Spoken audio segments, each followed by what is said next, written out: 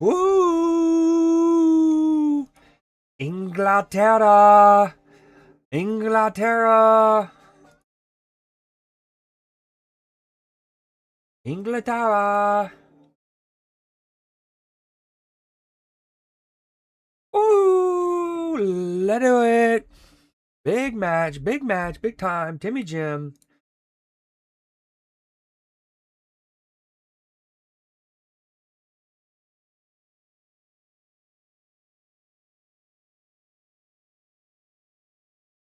Dude, this is going to be juicy. We're about to look at some past England versus Argentina matchups. Most remember 1986 and the hand of God. Some might remember 1998. Some might even remember 2002. Well, we're going to bring them to you. All right, let's do that. We got that hooked up. International Players Anthem. If you.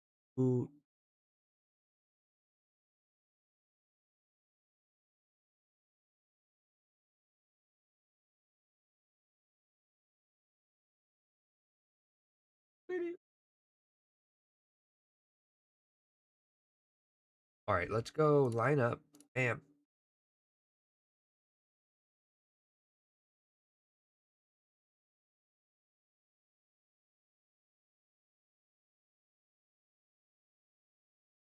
Wait, why is it smaller than it was yesterday? Dead.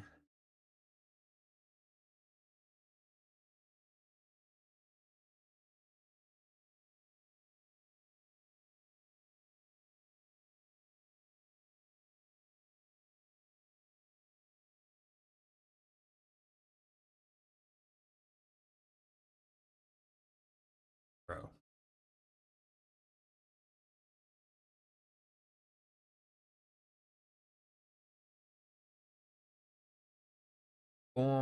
Born to be wild.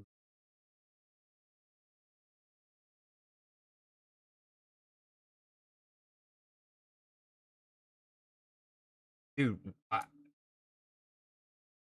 have no idea when my windows would have gotten resized, but sorry, bear with me as I fix that.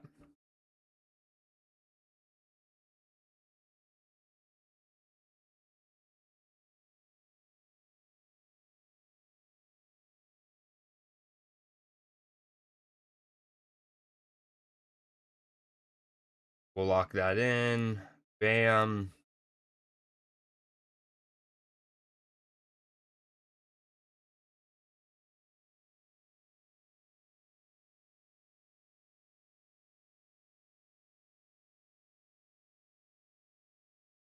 All right, let's mute this. We are going to watch first and board.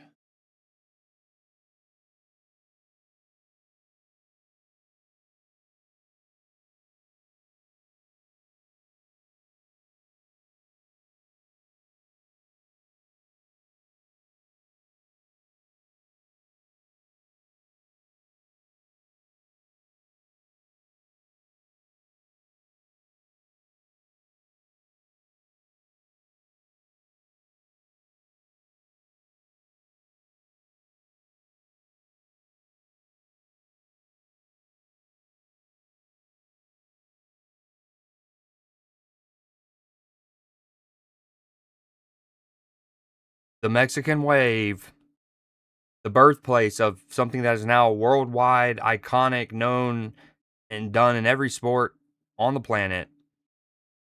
Yo, obviously the grass, the pitches, the grass was cut higher, they had higher lengths back then, but also, man, just in general, the ball just moved so much slower back then. It was so chunky. Now, of course, some people get the ball and they're just different. Oh wow, rhino charge. Wow, somebody just took that right in the fucking sternum.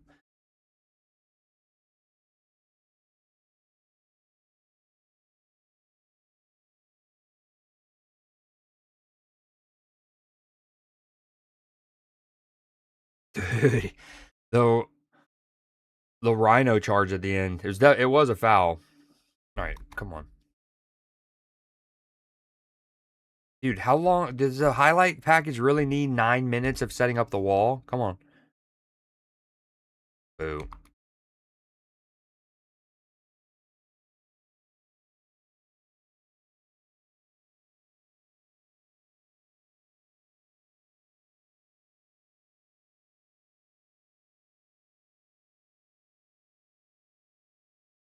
The Falkland Island flag.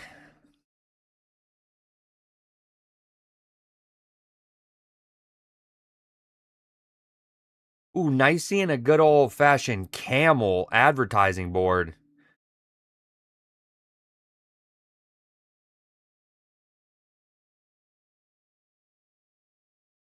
Oh, here's the hand of God moment. He's dribbling, passes, boom. I mean, what is Shelton doing? Shelton doing? Trying to pass it back to his goalkeeper, but dude,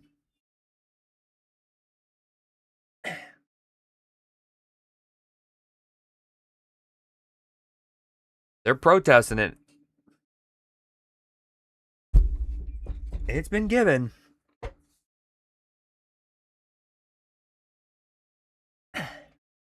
What a I mean, what a cheeky header, right? Perfectly glanced. What a jump too, you know? Huge leap. Now, here's the thing: Maradona goes on and scores a second, and as iconic as the Hand of God is for its controversy, the second one is equally as iconic for its majesty, uh, majesticness, magisterial brilliance, whatever. But England will say that they got fouled in the build-up, and the play should have come back. Like right here, here it is. Look, this is a foul.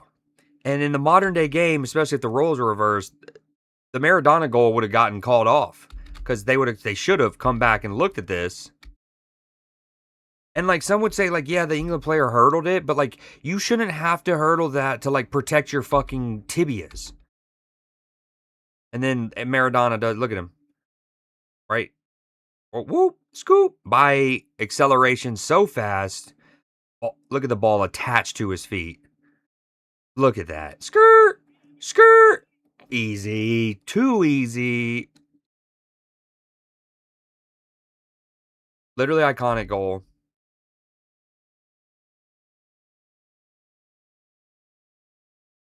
Ooh, God, that's not far away.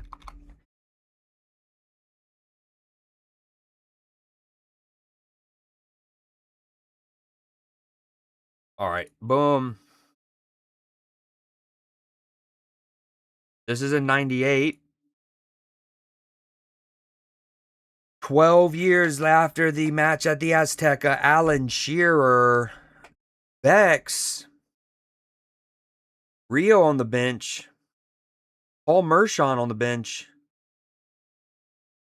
I see Paul Scholes, Paul Toes. Oh, that's a poor ball. Ooh, that's an even worse touch. Oh, Owen. He was just different gravy. Ooh, hard foul. Oh, there he is, Graham Lasso.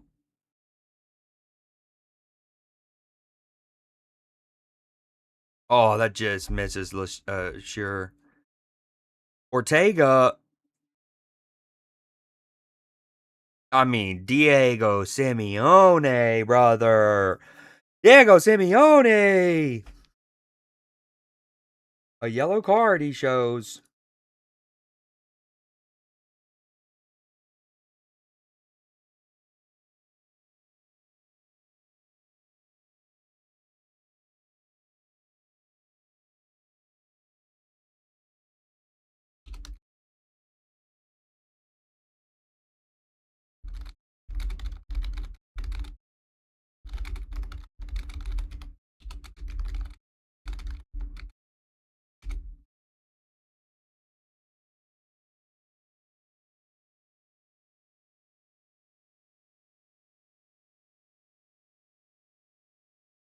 Bro, hold on, phone call.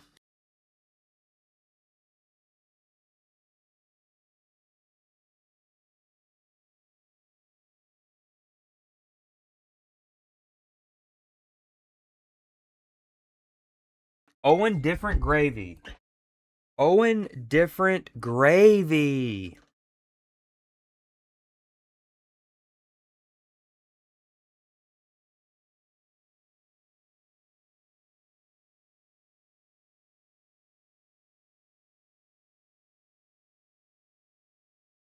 All right, sorry. Wait, hold on, Paul.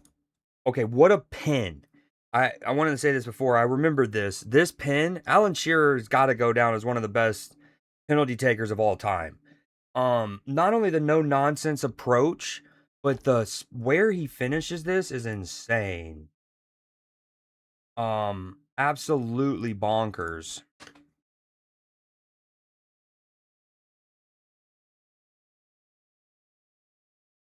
The captain, dude, look at that penalty. No one's saving that.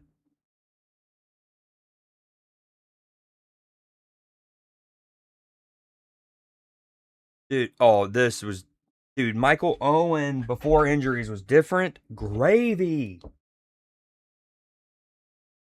Dude, some people you just immediately they jump off the page. Even when everything else is moving slow and chunky.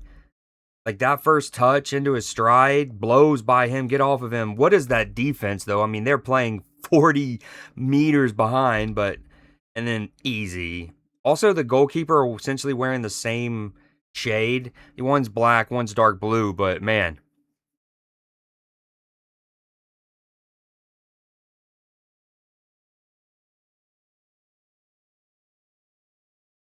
I mean, so good. Paul Scholes almost goes and gets in the way. Classic. You know, he would have just chunkied it. I think he actually misses a phenomenal chance later in the game, even. Speaking of, that might have been in 2002. Dude, Michael Owen's so good.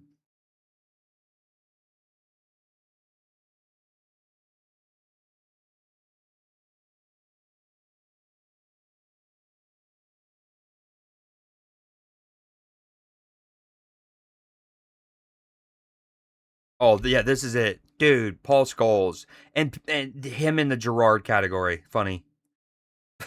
That's funny. That's funny.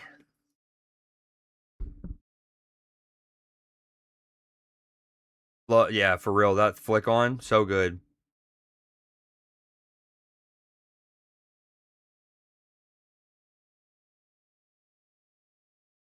Oh, what a set piece routine. Zanetti was so good.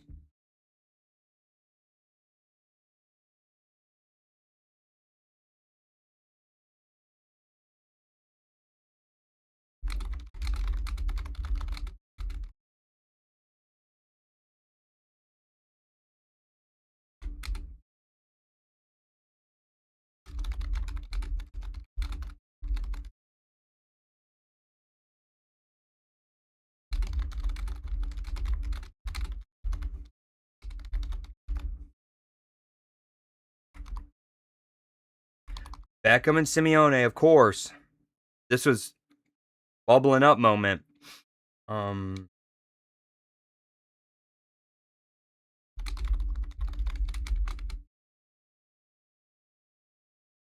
hey, what up, Becca? And then he gets freaking Beckham sent off. I mean, incredible.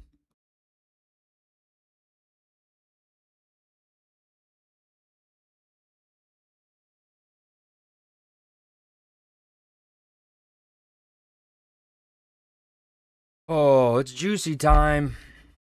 Corner for England here. This was in 1998. It's 2:52. We got a couple more minutes. Well, that looked like it was off the shoulder, but big tackle. Great ball. They eventually go to penalties, if I remember. Paul Ince almost scored a worldie here to win it. Oh, that's not far away. Okay, we do penalties. That's ice cold. That's ice cold. Again, dude, Alan Shearer, insane. The first one, unsavable up in the corner. This one, also unsavable. No nonsense, no stutter. Bam! Roof of the net, easy. Bro, that's an incredible save.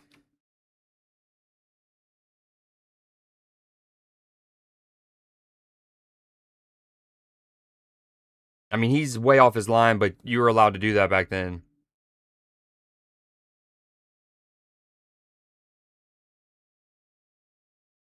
Another great pin. Unsavable that. Dude, referee stopping Paul Mershon in his run up here.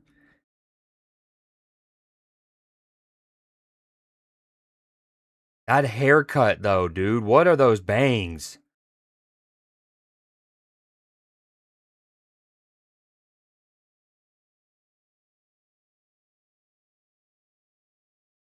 No nonsense. Turn around, bang. Keeper almost saves it. Too much power. Michael Owen, 18 years old, dude, in this moment. I mean, off the post. He even does like a little wry smile right here. uh, 3-3 at this point.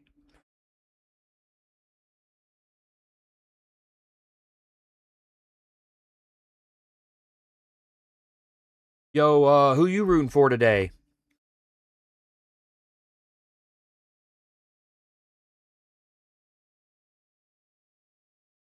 Never taken a penalty in his career, and then he goes to take the deciding one against Argentina. Not how you draw it up. Okay, and this is 4 years later. They have a rematch. Marcelo Bielsa, Pochettino, the current American manager, number 4 there. Walter Samuel, Zanetti, Batista, incredible. Verone, Diego Simeone, household names in the sport. And then Ashley Cole, Ferdinand Campbell, Beckham, Scholes, Owen, Hargreaves.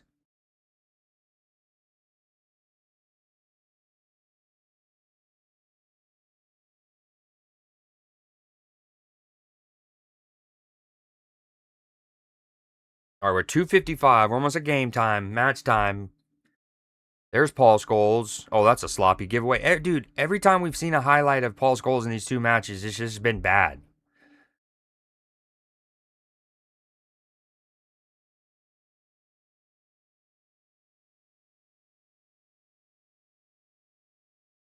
Oh, I mean, right there. What Paul Scholes is jogging. Dude, they put this man in the same category as Steven Gerrard.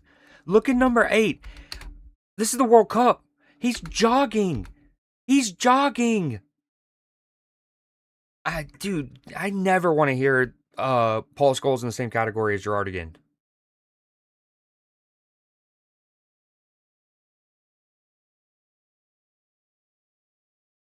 Ugh.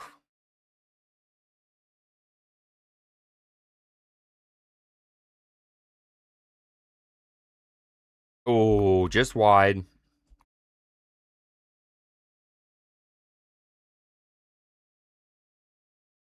Ortega.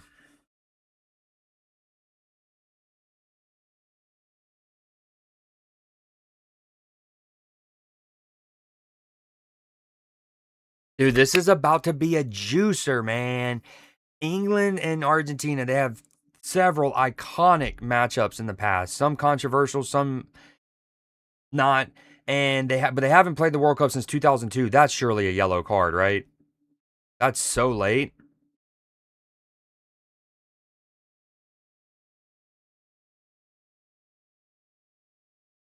Dude, their hair was flowing.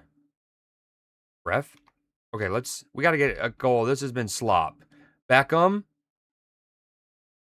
still nothing. The Mohawk Beckham, different breed.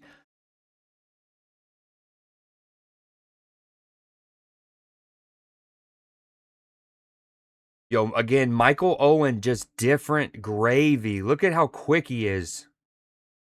Look at him. Look at him. They couldn't handle him. Oh, bro, they couldn't handle him in 98 or in 2002. I mean, if he didn't he's one of those athletes where it's like how good they could have really been if they didn't get injured. Derrick Rose obviously comes to mind. Um, dude. Freaking Michael Owen. Dude, what is this football? I mean, we are not seeing anything close to good football here. I mean, who even wins this game? England do 1-0.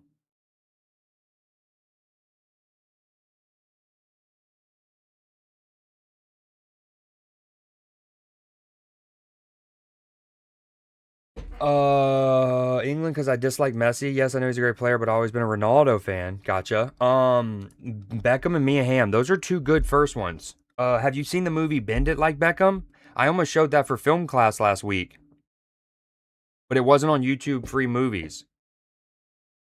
My chair is gonna break one of these days, and it's gonna be on stream, and everyone's gonna laugh at me. Okay, Paul Scholes did something. Look at him tackle the ball away. Good job. Oh, cold football. Oh, that was good. That was good. That was good.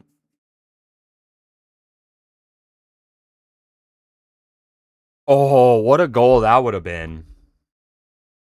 All right, we're on 259. Let's get to it. Is there ever a goal? I mean, surely there is, but man. Oh, big save there from David Seaman. Okay. We're getting to it.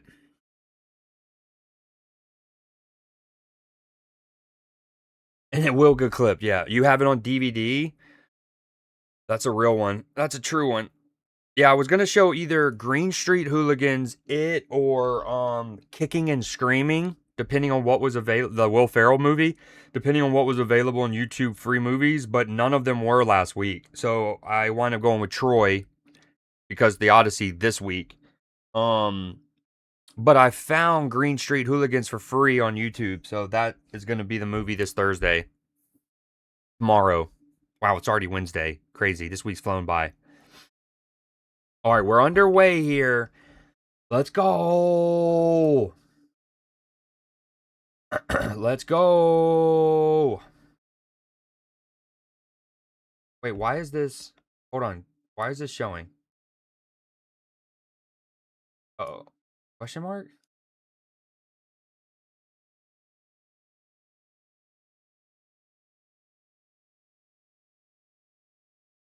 Oh, that's cool.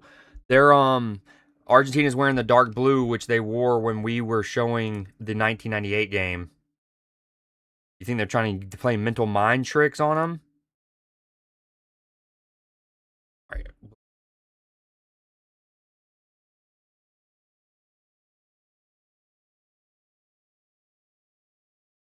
Okay, bam. There we go. We're underway here in Atlanta. I want England to win. I'm gonna. I got England. I got England. What's up, Crouch? How you doing, Maine?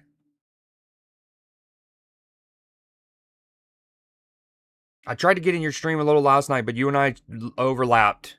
We scissor banged each other. We almost were on live at the same time.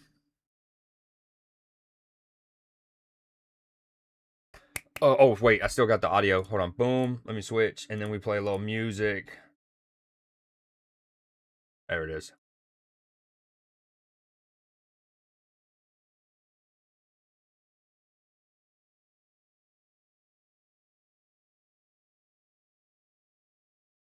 Wow. I mean, Argentina already get into it a little bit. Now, again, I talk about it. Sometimes you got to let the star player on the other team know you're there, right?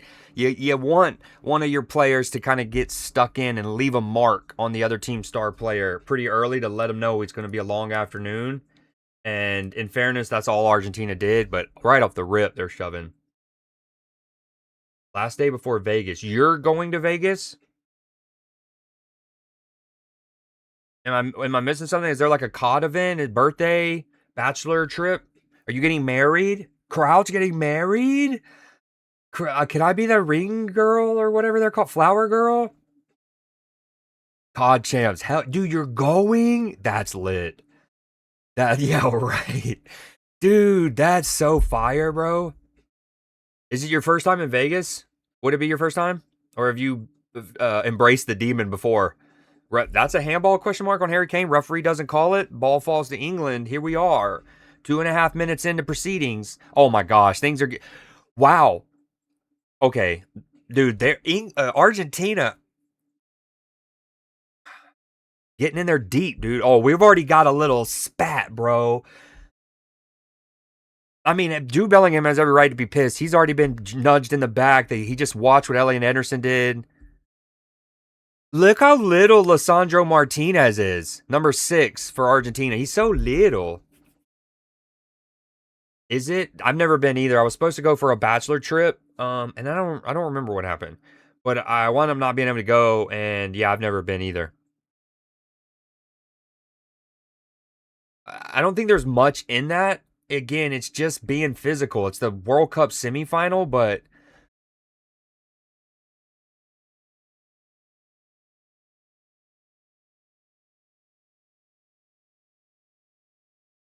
dude, this is popping off already. Dude, Messi's doing like a sarcastic. Yeah, okay, bud. A Jude Bellingham saying, dude, Kraus, did you watch the fights on Saturday?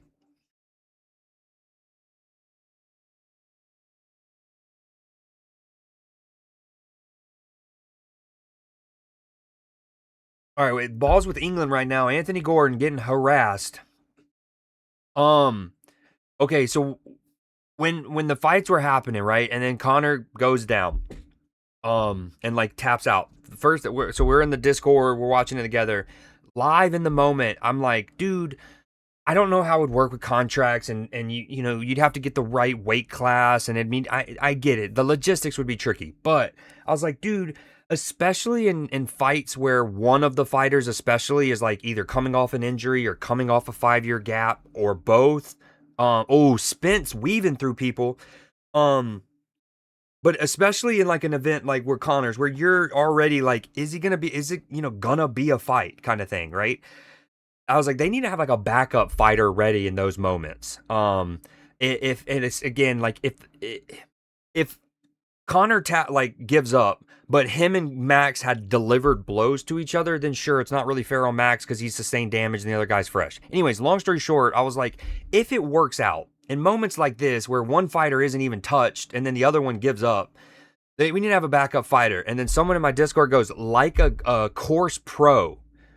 And I was like, exactly like that, dude. Exactly like a course pro. Um, and then I saw in the comments the next morning people saying something similar, but not about having like a backup fighter. They said Patty should have fought Max since Patty barely had to exert himself in his fight, and then obviously the Max fight was what it was. And so anyways, I bring that up because I saw an interview like an hour ago where apparently after Patty's fight, oh, well done, Spence. After Patty's fight, he's like getting congratulated by Dana White and shit. And Patty literally says the same thing. He's like, I can go, he's like, I'll go in with Max right now if y'all need me to. And Dana was like, haha, no, just don't eat too much pizza. But it was like, dude, come on. Why couldn't that work? And Patty would have loved it, as Patty's trying to like be the next Connor in terms of like the face of the UFC, and you know what I mean, the like poster boy. And so for him to replace Connor in that scenario and then potentially win back-to-back fights on the same night, would have been rowdy. But anyways, I didn't know if you'd seen any of that chatter. Oh, okay. Well done for Morgan Rogers. England's made a couple subs. Some probably are brought on by necessity, of course.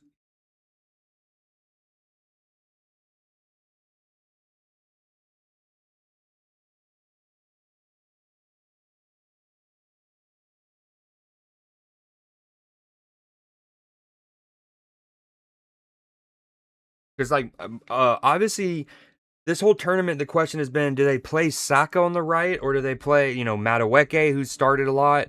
Um, and so this time, Tuchel was like, you know what? I'm going to do neither. And I'm going to put Morgan Rogers on the right. Declan Rice with the corner. Dude, there is, what did I just witness? There are so many bodies on the floor right now. There was an Argentine and an English person doing some kind of Karma Sutra.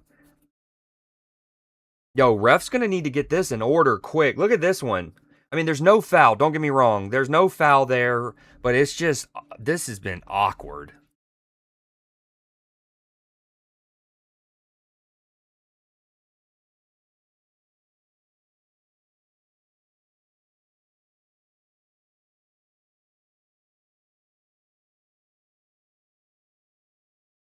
Dude, it is loud in Mercedes-Benz Stadium right now. Lord knows oh well, actually the last time the Falcons probably would have made the home crowd that excited is when they beat Crouch's Buffalo Bills last year, actually.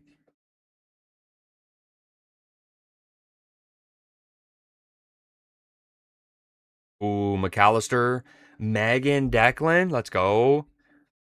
Dude, there has been so many bodies that have hit the floor already.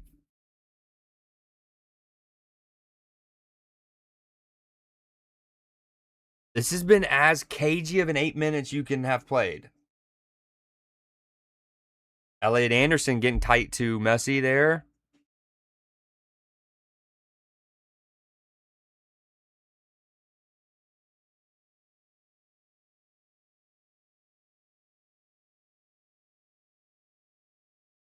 Well done, Elliot Anderson. Free kick for England here.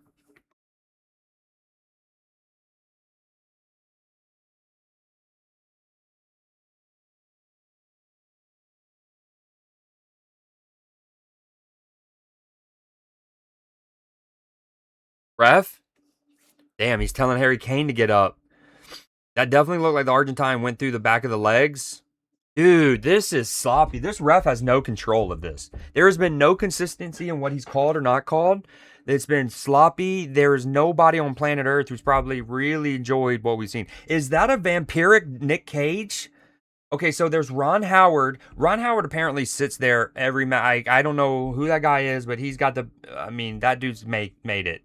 And then they had a vampiric Nicolas Cage to the far right.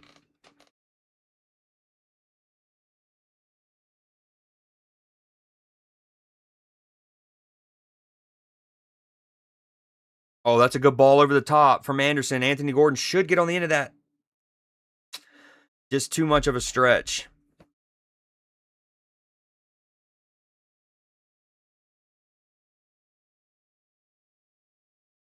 All right, ball with or Argentina here. Been a very cagey opening 10 minutes.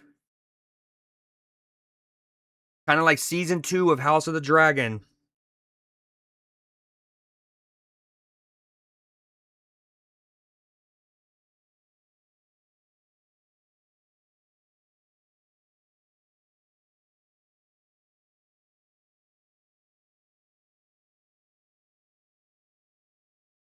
Oh, it's one of the One Direction guys, I think. No, it's not. I don't know who that is.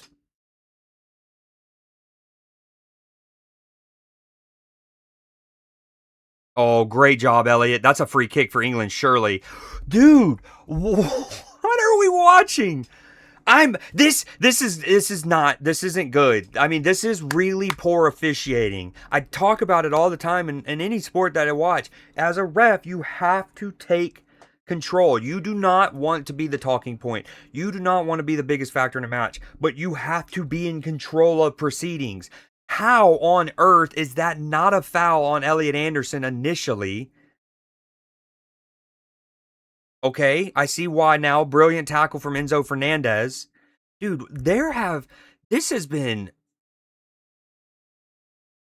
I'm dude, this match has been closer to heated rivalry than to a World Cup semifinal match.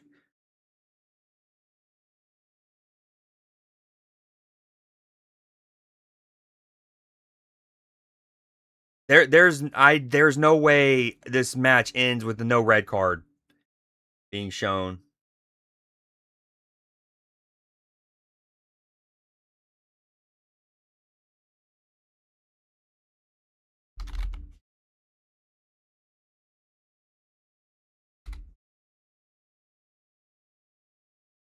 All right, Gamba's going live. Gamba.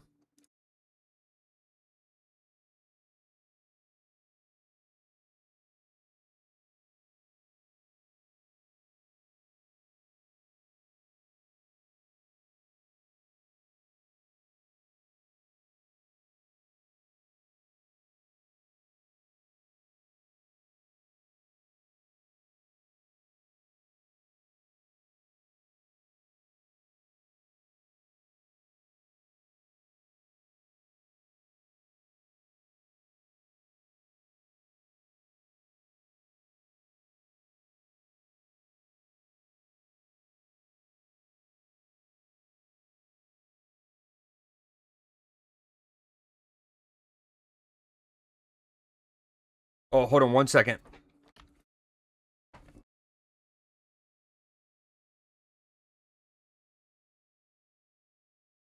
Imagine I came back and they had scored three of the best goals we've ever seen and I missed it. Yo, there's a Gamba live. Gamba Gamba.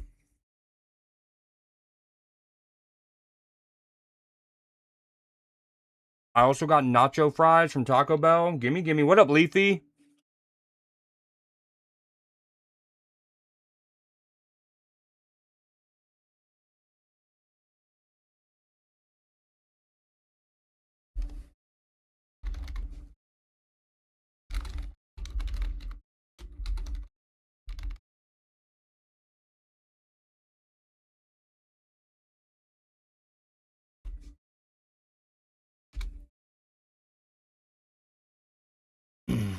Get your bets in, you schlags. Leafy, how goes it? There's a Leafy sighting in the building. Are you in China, Aara?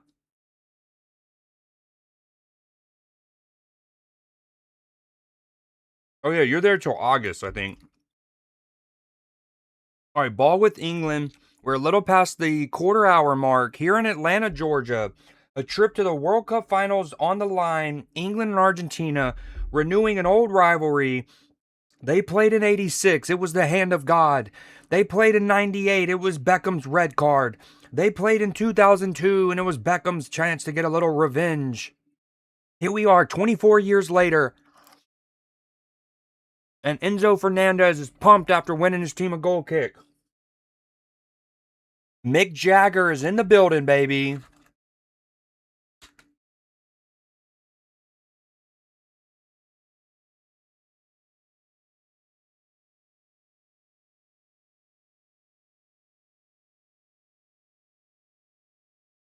Yo, what up, PB? I hope the little one's cooperating some.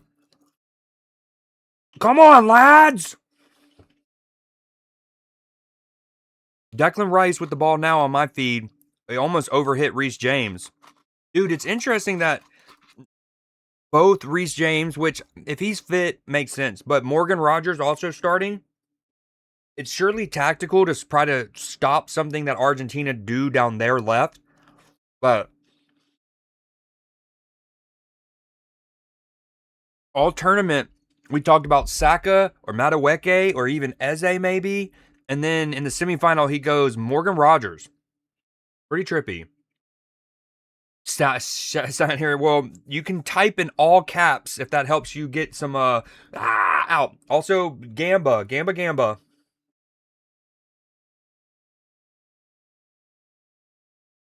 Dude, this match has been KGAF so far. Referee does not have any semblance of control right now. Oh, well done from Declan Rice. Dude, he is battling out there.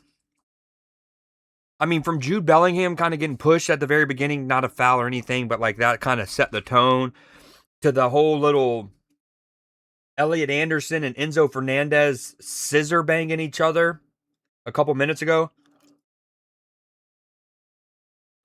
Great ball by Harry Kane. Morgan Rogers, overlap. Reece James. We expect a bit more from him. He didn't have a lot to aim at, in fairness.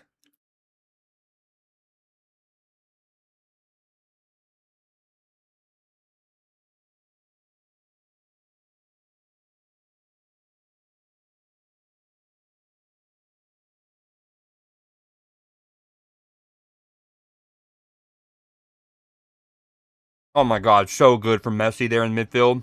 But Elliot Anderson wins it back. Dude, I also like how aggressively Elliot Anderson tackled that off Messi.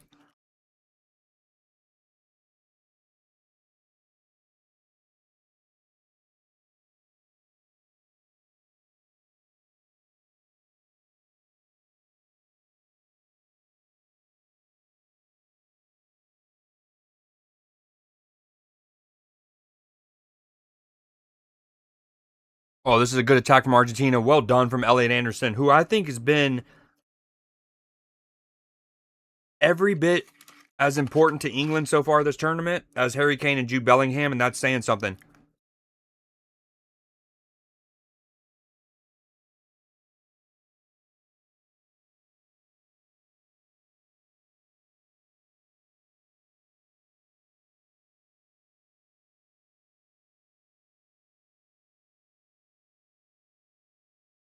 Okay, nacho fries have been consumed.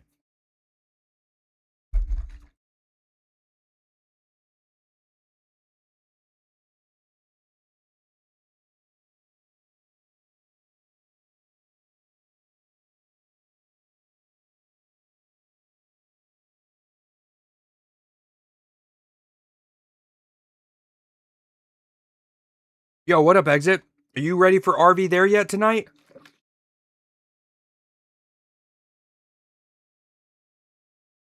I meant to text you earlier. So Paisley and Lux and I are all down, not only for tonight, but like I don't know, around 6:37. How do you feel about that? Does that do anything to your loins? Yeah, it has been a good start. Both teams clearly showing that they're 100% committed to this.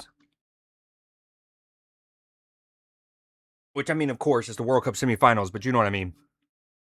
Getting absolutely stuck in. Okay, Argentina with the ball on the left here on my feed. Alvarez's in swinger blocked by Reese James. 8:30.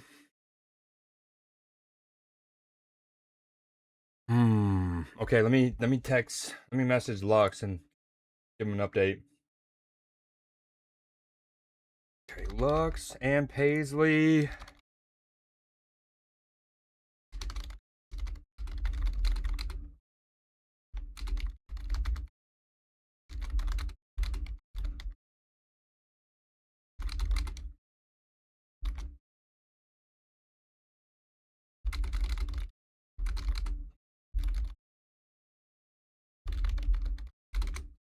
Okay, they're messaged.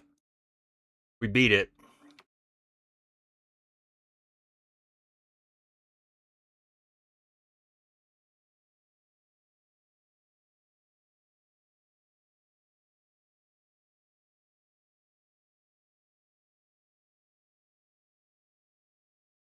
Gotcha, my bad. I didn't see that.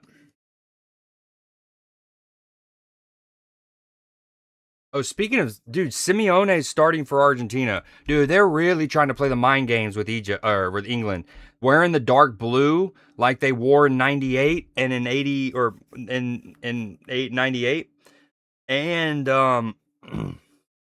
starting Simeone. Ooh, Aguero in the building. Maxi Rodriguez, former Liverpool player, in the building.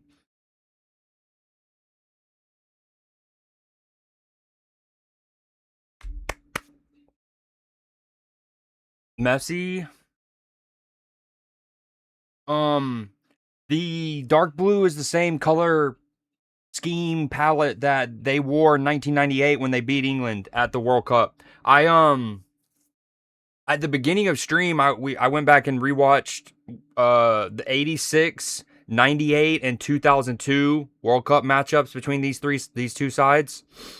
And yeah, that in '98 that was the infamous David Beckham red card game that Simeone kind of got Beckham booked basically, and sent off. And so yeah, they requested it as apparently it's lucky. Exactly. Yeah, the funny thing is like even in today's game, you can argue that that might not have been a a red card even in today's game. I think technically it was a second yellow, right? But still. Yo, also much has been said by me about the hydration breaks. This might be the cleanest hydration break of the tournament. Like we hadn't had a stoppage of play true like a long one in several minutes. Both teams have sucked ass. In fairness, they are making each other suck ass because of how tight and tense and congested this match has been. But yeah, this is maybe the best placed hydration break of the tournament. Yeah, you could say that too. Well, you Falkland Islands. There was when I was showing the what was it? The '86 game. There was somebody in the crowd in Mexico had a giant Falkland Islands flag.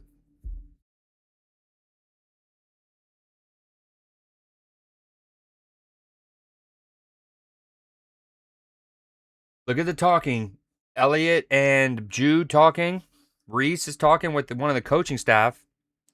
That's the last person you want Reese James to be seen talking to if you're an England supporter. Yo, they look hot. I mean, not like they look exhausted. Like, Messi just poured an entire bucket of. He did an ALS ice bucket challenge, basically.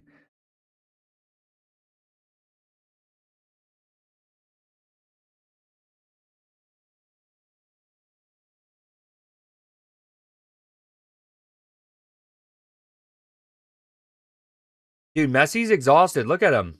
Yo, exit. Speaking of exhausted, did you see any of the footage from our preseason like conditioning test? And what's funnier is all the comments about how like we hadn't seen these in 2 years, basically.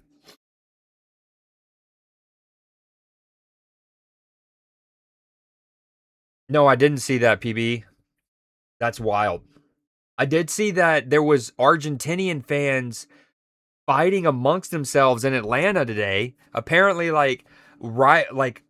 two local Argentine sides, like Huracan, and I didn't recognize either. I'd never heard of either of the teams prior to this, but one's like Huracan and another Argentine team, and rival fans of those teams, but still here in the United States supporting Argentina, got into like a big brawl.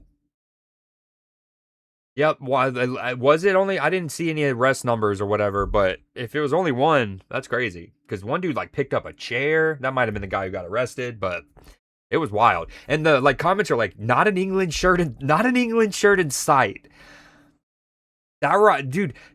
That maybe they wanted their respect as one of the best rivalries in world football because they're like, dude, we even go to scrap when we're halfway across the world in America rooting on our national team. Oh my God, this is with Argentina. That's a corner. I mean, that's a goal kick. Damn, Argentina and Julian Alvarez get that one wrong there. But yeah, they did like it was like a before and after. So like Dominique Szoboszlai was like, "This is me before the preseason conditioning test," and then one afterwards. And of course, most of the people are like exhausted and like, "This is me after." And then Dominique Szoboszlai was like, "This is me after," and it's like not that much. Like some hair was sweaty or whatever.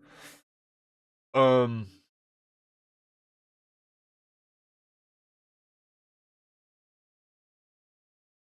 for a player y'all bought for like 5 million.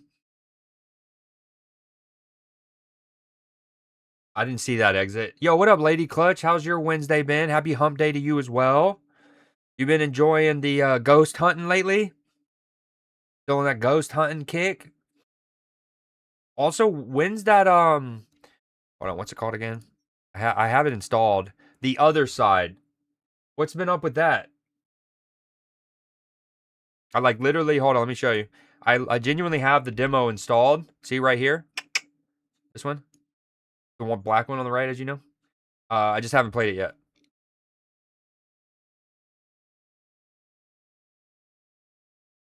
Oh, this has been a cagey match, man. So wait, man, you bought him off of Chelsea? Is that what you're saying? Wait, PB, was he one of Chelsea's like a Vitesse, daycare kind of kids? Did y'all buy him when he was like 7 months old? Send him to Vitesse, and then now you're making your profit? That's, that's obviously an exaggeration of what y'all did, but the great Vitesse daycare system. Yo, that building is packed. There's got to be at least 80,000 in there. Come on, England. Inglaterra. It's with England. Spence. Elliot Anderson takes it off Spence. Great footwork. Great hustling or harrying there by Simeone. And now it's with Alvarez. There's just not much space. I mean, these guys are playing in a phone booth, bro. They are playing this sport in a phone booth. We're a half hour here or through here in Atlanta. Trip to the World Cup final to play Spain on the line. Will we get GOAT versus Baby GOAT? Or will we get Jude versus some of his Jude and Anthony Gordon versus some of his Spanish teammates?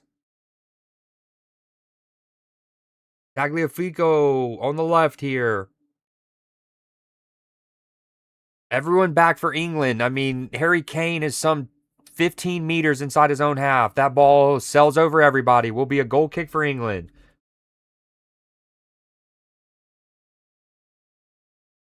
Yeah, we had him a while. I think Brazilian guy, and he filled in well when Enzo or Moises wasn't playing. Oh, there's Capello. You don't see him much, or I don't see him much often.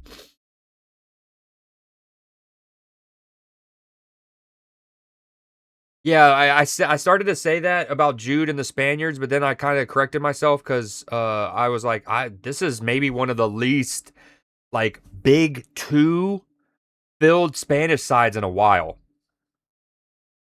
Obviously, there's still several Barca players, but like with Pedri not starting the last couple matches, it's really like Oyarzabal plays for Sociedad, Unai Simon plays for the Bilbao, but a lot of them don't play for the big ones.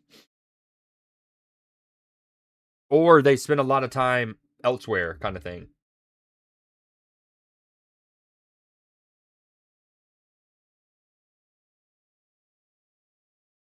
Like Porro, Tottenham.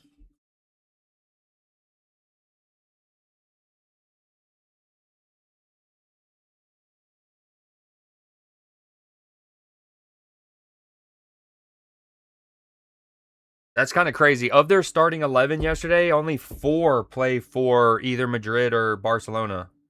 Kubarsi, Olmo, Yamal, and Cucurella. All right, free kick with England. Declan Rice, hand up. He's putting it at the back post. John Stones rises just wide. He climbs well. He gets over the back of the Argentine, and he just can't steer it on frame. Just can't steer it on frame. Dude, it's a great question. Exit. I predicted, and like maybe as early as the 11th or something. Like it was early. I was like, I just do not see this match ending 11v11. Not just because of the history, but because of the history, because these teams, yeah. Oh, Spence and a duel here. Look at Spence and neither of them were playing the ball. That was just pure jiu-jitsu.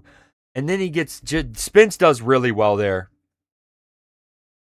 Spence does really well there. Yo, I saw a song. It was like a Spence jingle. Like somebody had come up with hold on. Like a chant for Spence, and it was pretty good. I gotta find it.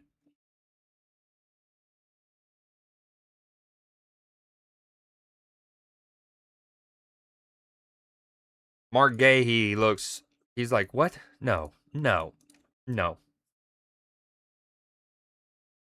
What's his first name? Jed Spence?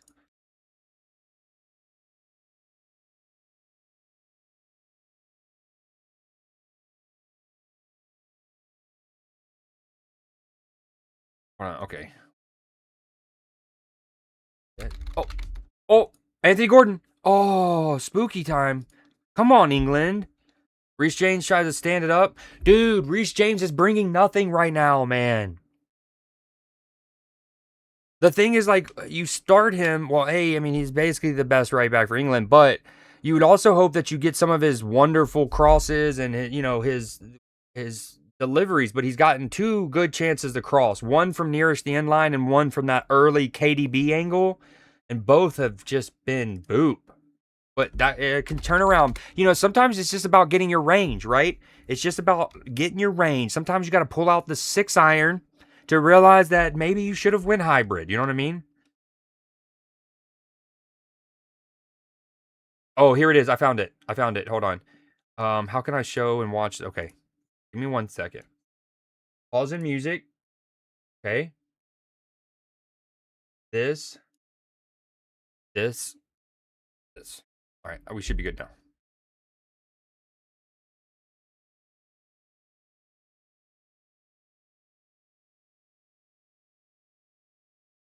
To the tune of every now and then I get a little bit lonely and I'm never coming round. Around. Okay, England with a free kick. Hold on. Locking it in. Punched away from Amy Martinez. It's still in the box. Elliot Anderson climbs. Ball bouncing everywhere. Argentina have cleared it for now. Alvarez finishes the clearance. Should still be with England. Jude, Declan. Declan, really poor giveaway. What a ball from Alvarez there to switch play. What was that from Declan Rice? Oh, Messi just absolutely just left Harry Kane and Anthony Gordon leaving in his wake. That should be a free kick and a yellow card. There's no way. Given everything, referee can't not give that a yellow. Now, of course, England's like, of all of the fouls that you've called and not called, that one, because it's on him, that's not too dissimilar to some of the fouls that Anthony Anderson and Spence have already sustained. But it's one of those where, and this is where poor officiating builds up, right? England's going to get a yellow card here, and it's needed because the match as a whole needs the water to be simmered down a little bit. The pot is boiling, okay? And the referee, for the sake of the whole thing boiling over, needs to put this yellow card. But a better referee officiates the first 36 minutes better than this, where you don't need to give a yellow card for this just to settle things down. Now, Messi is brilliant. I mean, loses Spence, loses Harry Kane, bye-bye Anthony Gordon, flicks it past Anthony Anderson. I mean, incredible from Leo. Okay, you get it.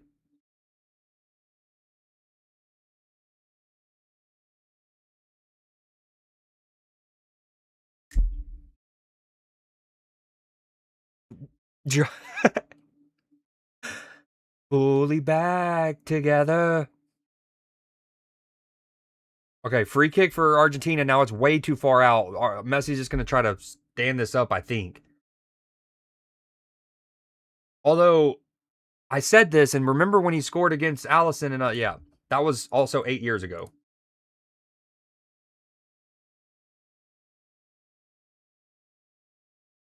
Enzo shot.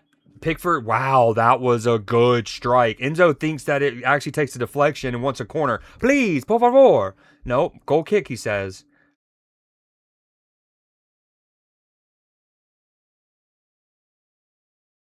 I mean, I'm sorry, who does Enzo think that hit off of? John Stones' noggin?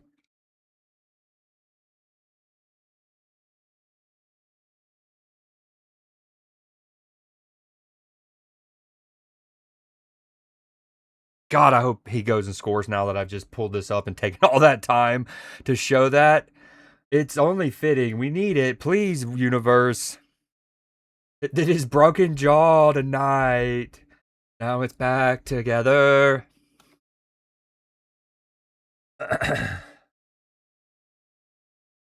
You've got a bet for 4 players to be carded.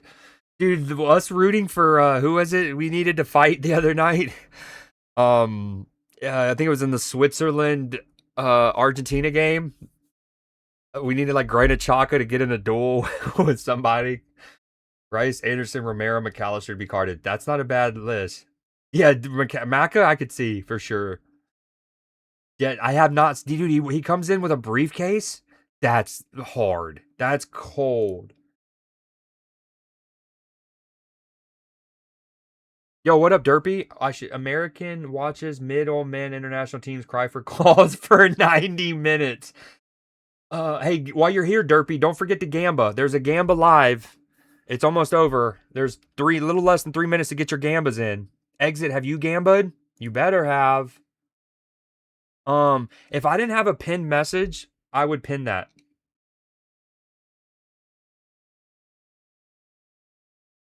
No, I might change it. Hold on. I got one. I got one for y'all. Wait, here we go. I got 39 characters to spare here. We're gonna go better fight than Saturday night. How about that one? Better fight than Saturday night. Berge and someone else. Oh yeah, it was the Norway match. That's right. All right, ball with Argentina here. My coverage is in the 41st minute. I'm at 40, 24, 25. Argentina is going to the left. It is nice to see like some football has actually started to get played over the last 10ish minutes. You know what I mean? That's been cool to see. I like seeing the sport that we want to watch be played. People do say that that's cool. This is a good spell of possession from Argentina, in fairness. Was it, dude? I don't know if it's the MLB's marketing, or I don't know if it's because algorithmic marketing is so prominent, right? And I mean, my algorithm shows me baseball stuff, right? I'm a sports fan. It shows me baseball stuff all the time, but I barely. Oh, well done from Jude Bellingham. Oh my God. Oh, no, that's actually Morgan Rogers. Dude, Morgan moving like Jude there. It's like in Troy when Patroclus takes on Achilles' armor. And then afterwards, he's like mad at his one guy. Achilles is mad. He's like, well, you betrayed me. And then he's like, he wore your armor, your greaves. He even moved like you. I've only watched Telemundo. That's what we're on right now, baby. Oh, you can't see it right now. Why can't you see it? I can't wait. The total eclipse of Jed Spence. We need you now than ever. But so long, yeah, to wrap it up, dude, I had no, like, okay, one night over the weekend, I did see that they were doing the, like, draft, or maybe it was last week. I saw that there was a draft for the All-Star team or something like that. I didn't watch it, but that's the only thing. And then I didn't get any update from, like, I didn't see any commercials, any ads, anything on social media that like world home run derby Monday night, home run derby tonight at 7 or nothing. Completely forgot it was on.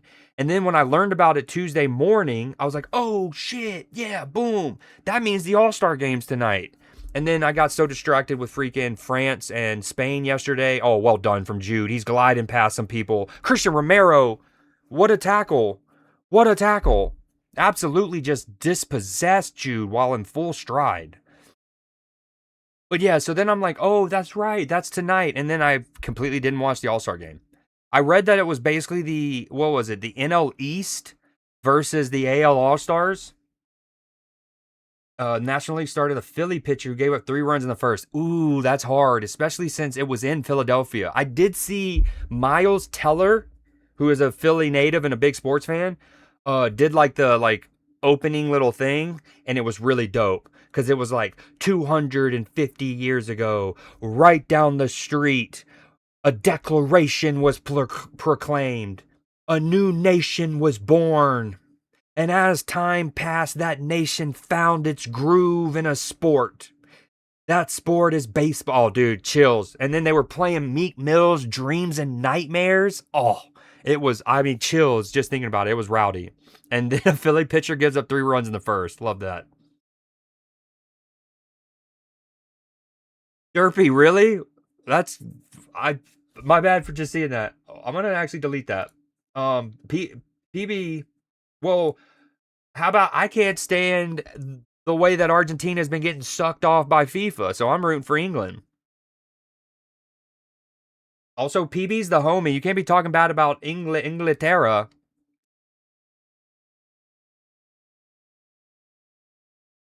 Granted, PB thinks Frank Lampard's better than... Yo, speaking of this, PB, can we both agree that Paul Scholes does not deserve to be in the combo with Gerrard and or Lampard?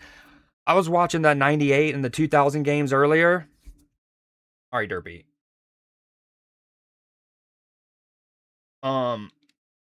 Okay, now never mind. Yeah, okay, Derpy, say what you gotta say, whatever you want to say about English people right now. Let them have it. Let them have it. Like we did at Lexington and Concord, baby, and at Yorktown. Bellingham not fouled apparently.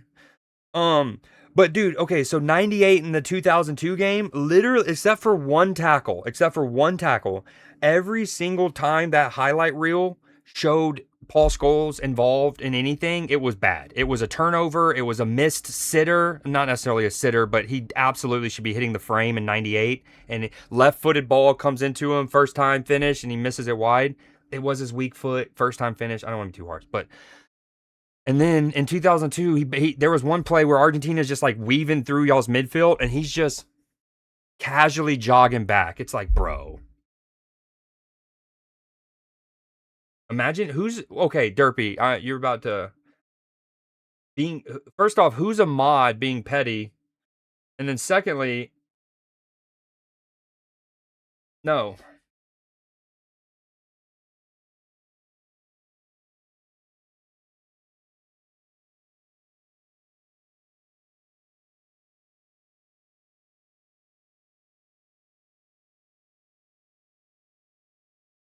Oh, have we had a shot on target? By the way, come on, England. It's with England right now. We're in the second minute of extra time. This game has been so like that he's only called 3 minutes of stoppage time here. Morgan Rogers.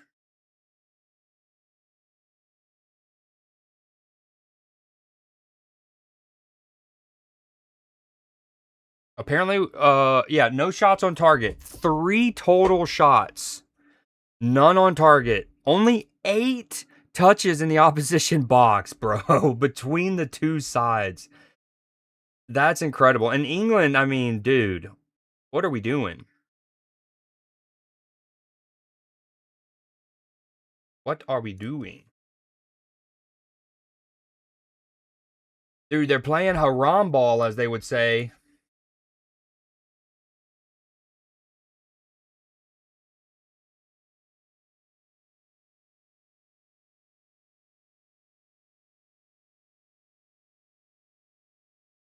Yo, PB, one thing I'm trying to do is like be like, I don't know, not police my chat as much and not like, I don't want to be the unk too much, is you know what I mean? Like I watch some streams and it's almost like a free for all in chat. I obviously don't ever want that. Like no true like no sexism, no racism, no homophobia, that kind of stuff.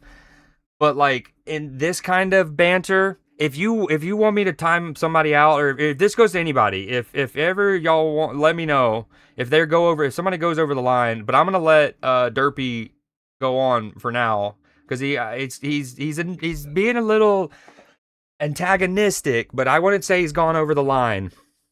Not yet. Ooh, and, yo, what up, Clipper? Also, the Gamba just ended a couple minutes ago. You just missed the Gamba. It's actually a pretty decently guessed on Gamba. We got 5 people actually voting. Hell yeah.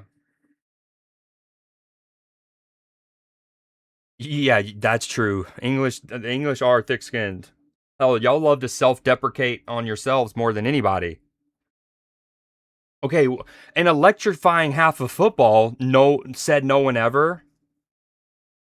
Said no one ever. Also, let's look back at Pont City Market. I talk about this place. Ooh, Pont City Market. Um, let's go look back at Paul Scholes in '98. Huh? Just absolutely boop.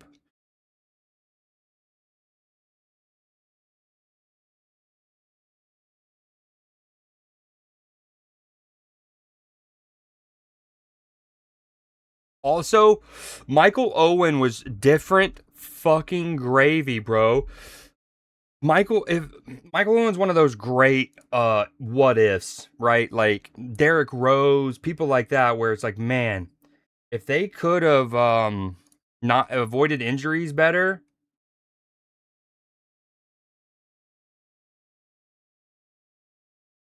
I mean, Graham Lasso, look at him. I mean, also, but like defenses they played on their goalkeeper's lap back then. Like, look how far off the back line of Argentina. I mean, this dude is playing a stopper. He's not even a center half. This is a stopper. I mean, sorry, a sweeper.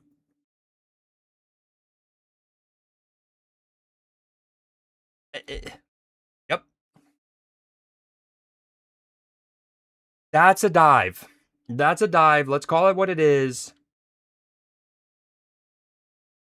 Absolute dive. I mean, is there like a little bit of a belly bump on his hip? But look, I mean, look, that should be the poster that FIFA shows when it's like diving is bad.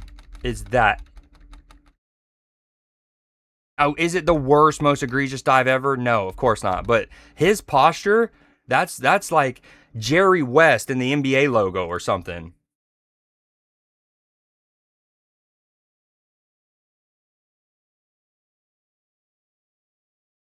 Yo, at least you competed for the knockout round thing. I was chucked and cucked from the beginning. It won't break my heart if Argentina wins it, but I'm reading. Yo, can we talk about Alan Shearer for a minute? Maybe the most ice cold penalty taker in the history of the game. I mean, got to be up there in like the top five. This, first off, can we bring back these run ups? Just no nonsense. I'm fucking putting it in my spot. Run up. Secondly, and by the way, the balls were a bit heavier back then, I believe. But this penalty is unsavable. Yeah, Derpy, I was being sarcastic. That was one of the worst halves of football of this entire World Cup tournament, like bar none. The first 20 minutes was literally, I made the joke at one point that it was closer to an episode of heated rivalry than it was to a match of football. There was one moment where Elliot Anderson and Enzo had it coming together and they laid on the ground together. And then Elliot starts like, dude, it was way too much. Yo, look at this pen, bro. I mean, filthy.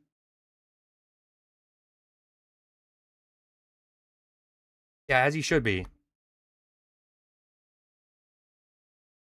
Paul Ince also so good.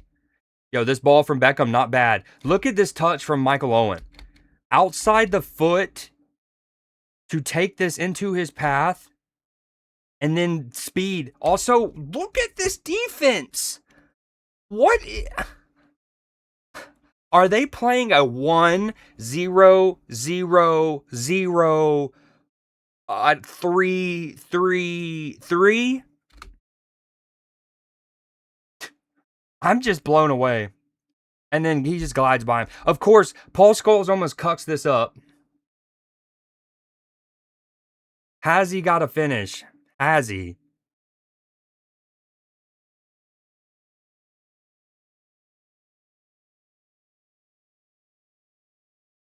Also, Michael Owen should have never left Liverpool. He's a dum dum.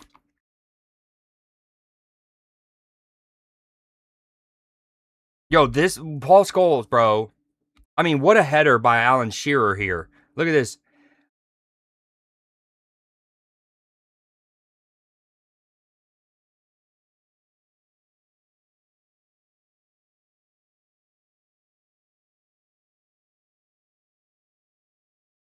All right. And then, wait, we got to look at Alan Shearer's penalty. Hold on. Another one. Unsavable. Unsavable. I mean, granted, Argentina's first was incredible too. Absolute side netting.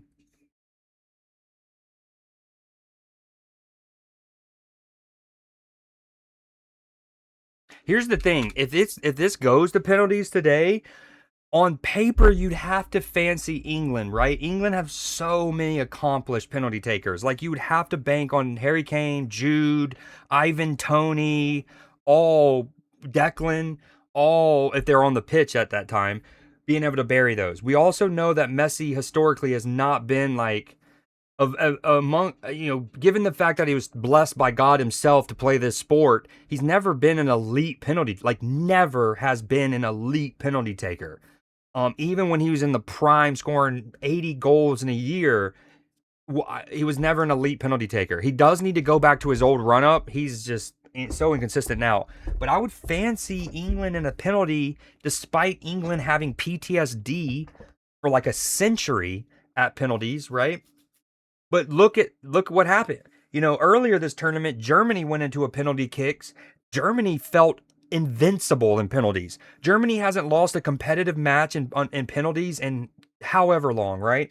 Until this year. So maybe we reverse the England juju as well. With all of that said, Emi Martinez is a great penalty stopper. So who knows? Look at this pin from Alan Shearer, though. Speaking of that, no one's saving that one. Roof of the net. Absolutely ruthless. And then it goes down to 3-3, and then it's 4-4. Okay. And then Argentina go up on the fifth when they bury it. England, for some reason, send out, and I say for some reason, I know the reason. The player probably volunteered, and that usually takes precedent.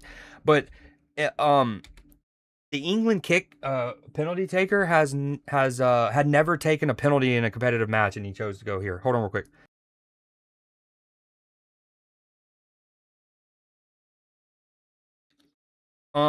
Dude, also Michael Owen, incredible penalty, but also he even does like that wry smile where he's like, "Yeah, I meant that, dude. I meant that. I always knew that was going in." Anyways, England wind up losing. Never taken one in his career. Oh no, Clipper, you still should feel bad. You should feel really bad, terrible even, wanting to puke from anxiety from how bad you should feel. No, I'm just kidding. All right, let's peep what Twitter's saying about it. I know Twitter, scary place, spooky times. Oh, we were talking about this exit. If you're still there, Liverpool being interested in Barcola.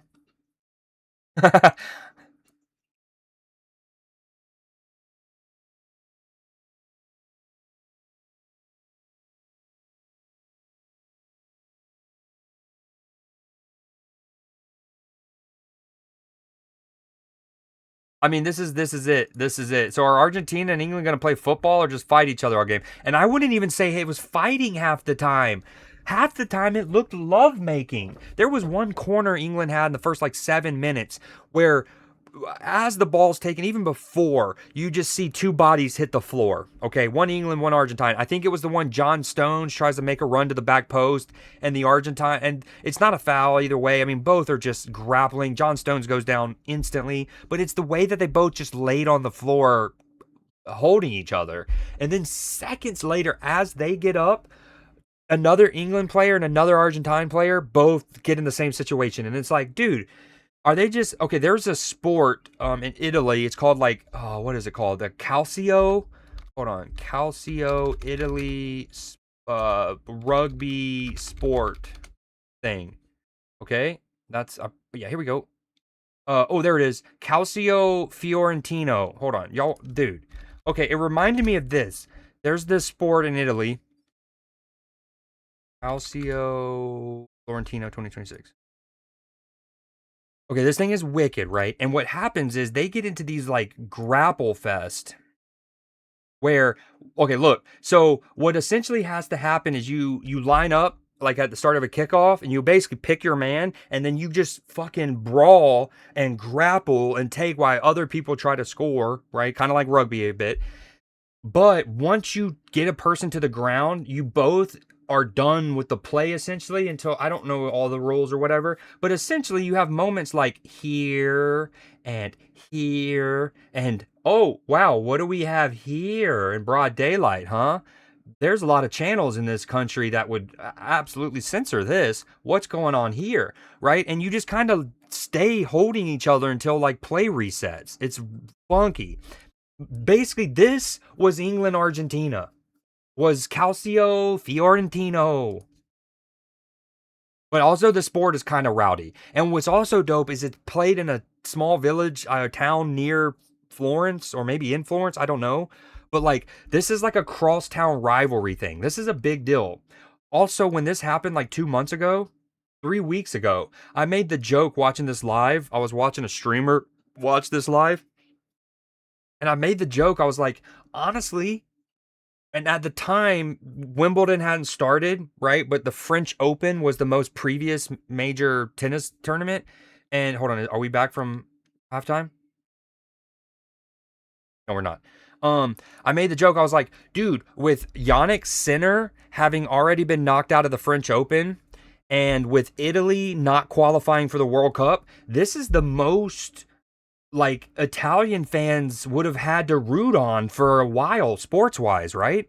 Like Yannick Sinner not in would bounced early from the French Open, Italy not making the World Cup. This is Italian legacy stuff here. I mean, look at this. First off, what a cool venue. political people up in the banisters, roofs, packed out building, but it's also a giant orgy. I mean, look how they just laid. This was ancient England, Argentina first half. Have any of y'all heard of this sport? This shit is wicked. I mean, they even wear like the stuff that the Swiss guards wear that at the Vatican, which is funny. I'm not entirely sure the rules. We were watching and I thought you couldn't forward pass. I thought it had to be like rugby or American, like, you had to like spin it back or whatever, or they had to be a handoff. But then later people were throwing it forward and scoring points. I'm not sure, but it's cool. There's also like a Samoan Italian guy in Florence. That's awesome. I mean, he's a playmaker. There is that. Wow, that's fire.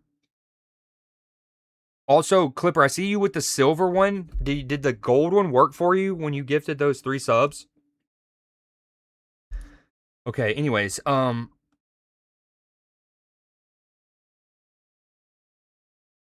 this was the moment. This is it. This is it. Look at this. I mean, look, it he this is heated rivalry, bro. And then he tried, like, Elliot, again, I'm not blaming there. This is just the match. The referee had let it get to this point. But at one point, I believe Elliot Anderson tries to put him in a figure 4 leg lock. Look at this. I mean, he almost has it, dude. Ric Flair would be happy. Oh, wait, let's appreciate Elliot Anderson's last second little shove on the lower half of Enzo's leg. That's dangerous. I'm not like gonna front. Let me call it both ways, right? I've been hating on Argentina last couple weeks. I unfortunately because I love Alexis McAllister, Lionel Messi's my goat. That's dirty from Rick. Yes, also Georgia Bulldog fan Ric Flair. That's dirty from Elliot Anderson. He is still alive? No, he's not. No, he's not. Also, okay, you need to be timed out if you're gonna fake. We can't be doing that, dude. We can't be doing that. Yeah, he is still alive.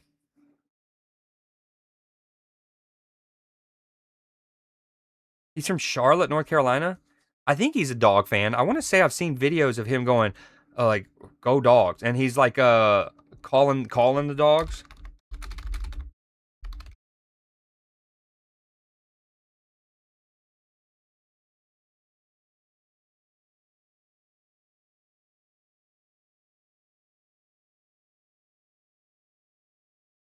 Okay, let's establish this was 8 years ago.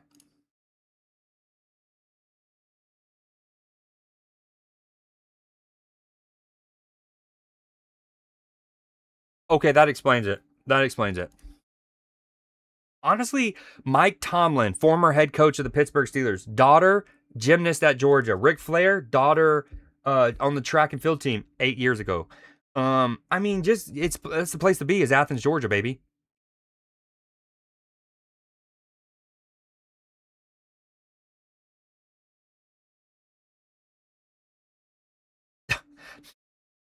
Really, Rick? You needed to include that when you called John Harbaugh? Hey, man, just in case you didn't remember, y'all didn't make the playoffs, so you're technically available.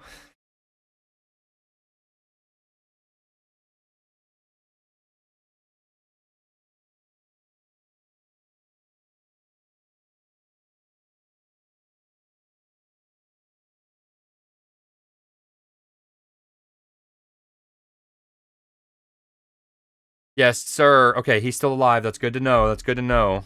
Clipper spreading false allegations. Again, let's just stop. That's a very, very dangerous thing. And some would say, oh, Elliot Anderson's just trying to get up, right? He's just using him to get up.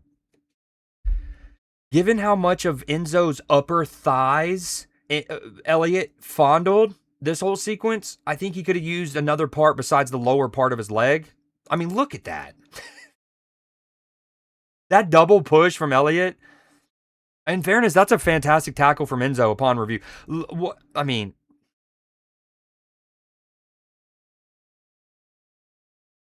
this is hilarious. This is football, seminal football. Starting again, good comms, good comms. All right, let's lock back in, baby. Let's lock back in. Oh, here we go. Second half in Atlanta, Georgia. A trip to the World Cup final on the line. A visit to New York and New York, New Jersey Stadium to face Spain. Will it be Spain and Argentina, the GOAT versus the baby GOAT? Or will it be an all European final and a rematch of the European Championship from 2 years ago? Question mark.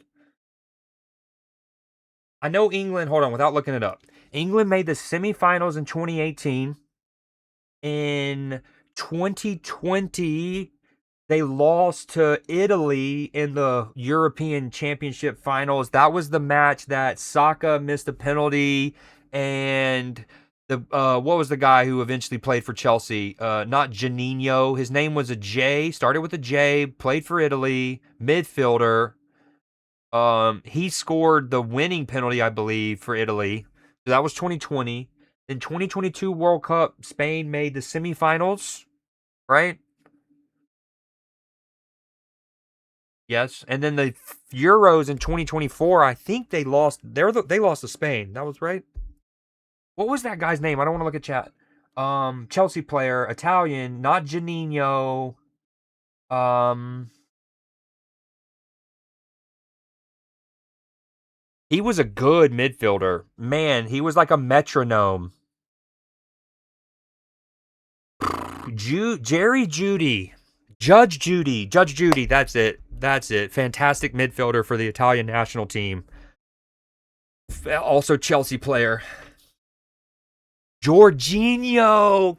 Ah! I was so close. I had a feeling in my loins that it had a Brazilian flair to the name.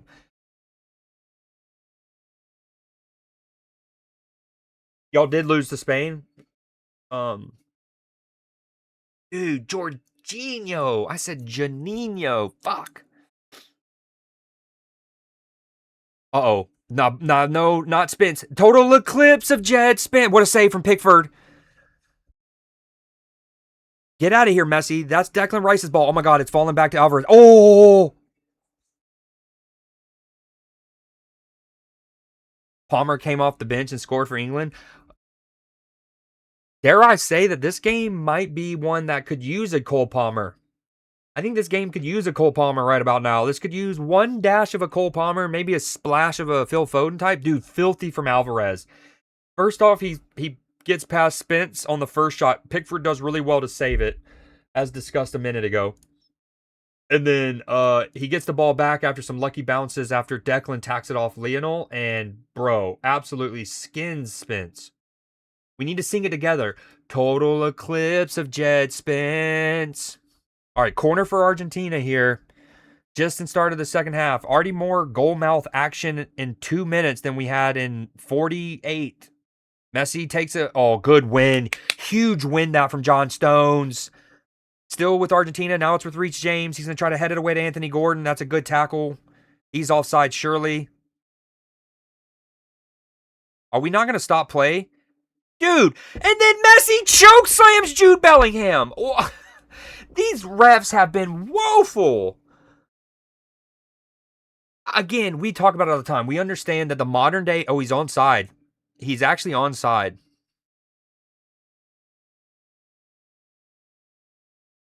Dude, what a sequence. You know it's been a feisty match when Jude Bellingham and Lionel Messi get into like a anaconda death roll. Speaking of an anaconda death roll, Paddy Pimblett's submission Saturday night. I think at the time I know at the time we were also watching Argentina and Switzerland play. So like my head was like this watching the two different screens. And I don't know if I fully appreciated that fucking submission. Anaconda Death Roll was your DJ name? Nice. You had a lot of DJ names in college. Did you get booed off of a lot of like parties, so you had to come up with a new one so they book you again? And that's until you got into a rhythm and then became the best DJ or the West Coast has ever seen. Other than Dr. Dre? Question mark. All right, good attack from England. There'll be a throw in from them. Total eclipse of Jed Spence. Hard to settle down. Gotcha. You're kind of like Diplo. You're honestly you're a lot like Diplo. You're like Thomas Westland. You're Diplo. You are what's the one that's like the booty song? Fuck. Not DJ Snake. What are they called? Major Laser. That's all. That's what they're called. Major Laser. All right, Okay, we again. One of the things that makes Harry Kane so good is, on top of him being an elite center forward, is he can also, link play. He can drop into midfield. He can get players involved. He can get the ball off the defense. But sometimes, certain matches, I think a center forward needs to be a center forward. This game, I mean, every coming together. Both sets of players. Oh wow, really well done from Christian Romero. No. Who was that? Was that Martinez? I can't tell. Yeah, Martinez brilliant there in the back. Two England players are closing either hip down in his area, and he does a little huh, and then gets it free. Well done, Jed Spence. But what I was gonna say is both set. Oh my god, ref, that's a yellow card. That's a yellow card if I've ever. Thank you. Wow, Party City loved me, dude. Jude Bellingham just skipped by him, and Christian Romero said, "Come here, bud." I mean, dude, if ever there's a yellow card, and then of course Paredes though. Wait, sorry, I was right initially. My bad. That was Christian Romero with incredible feet in his own area. Little blap blap, little flip flap to get out of trouble. Dude, what's annoying is so Christian Romero's already lassoed Jude Bellingham, and then Paredes comes and just launches the ball point blank into Jude Bellingham's knee. Not on purpose necessarily, but it did happen. Long story short, Paddy Pimblett's submission, incredible. Not only was it like an anaconda or like an alligator death roll, I mean, it was just suffocating.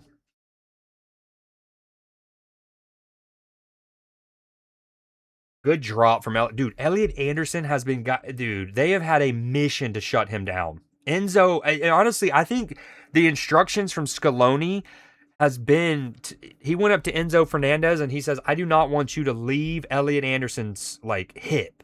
You are going to be his Elliot Anderson is going to be having nightmares about Enzo." And I actually don't like to say that because that implies that Elliot Anderson hasn't played well, but he's going to hear Enzo Fernandez for a couple days.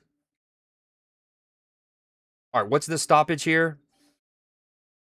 Jed Spence gets poked in the eye.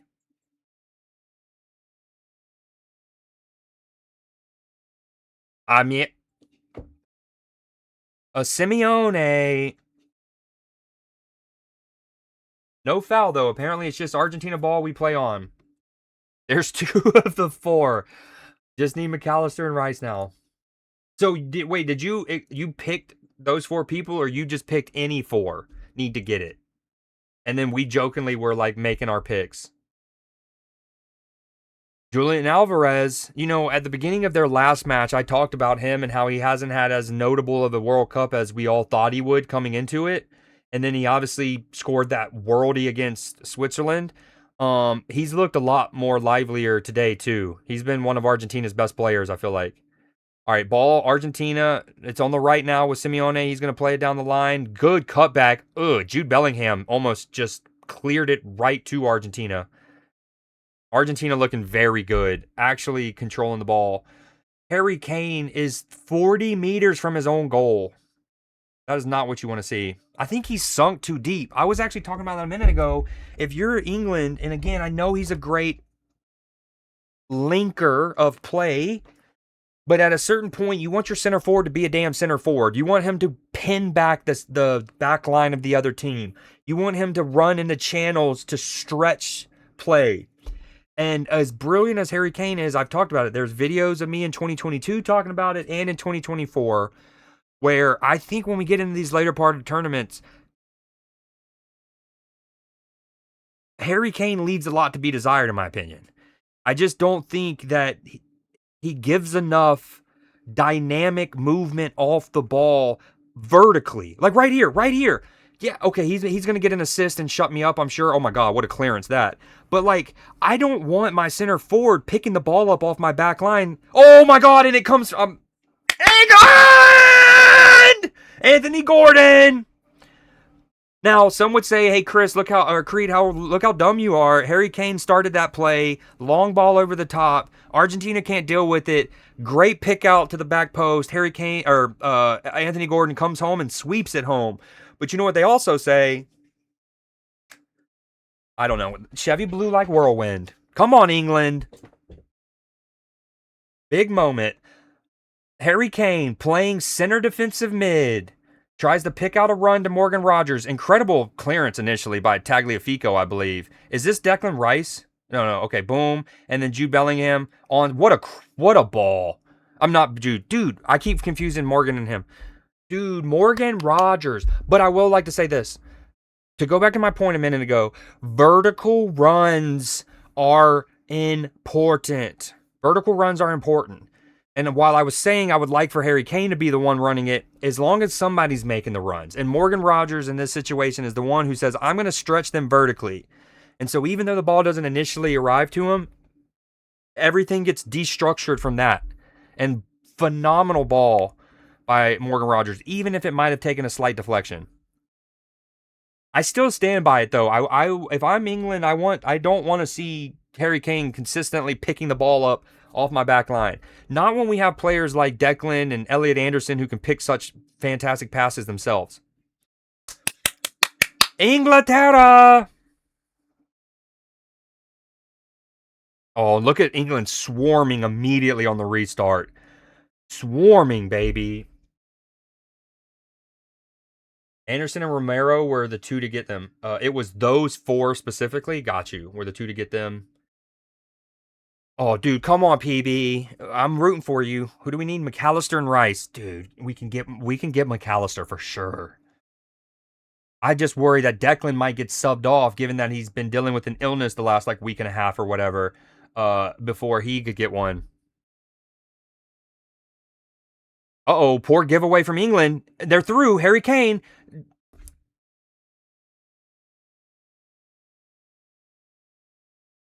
Wow, I hope England don't go to rue that chance. Oh my god, and now Simeone's through. Jed Spence. What a tackle! Total eclipse of Jed Spence! The total eclipse of Jed Spence! Get stuck! Get stuck! I mean, he took way too big of a touch and basically invited that challenge in, but the total eclipse of Jed Spence. They so super sub, so whoever goes off where it gets carried on with the sub. They do super sub, so whoever gets subbed off or it gets carried. Oh, so like if I don't know, Dan Burn comes on for Declan and Dan Burns gets a yellow, it will still count. Gotcha. Harry Kane back defensively.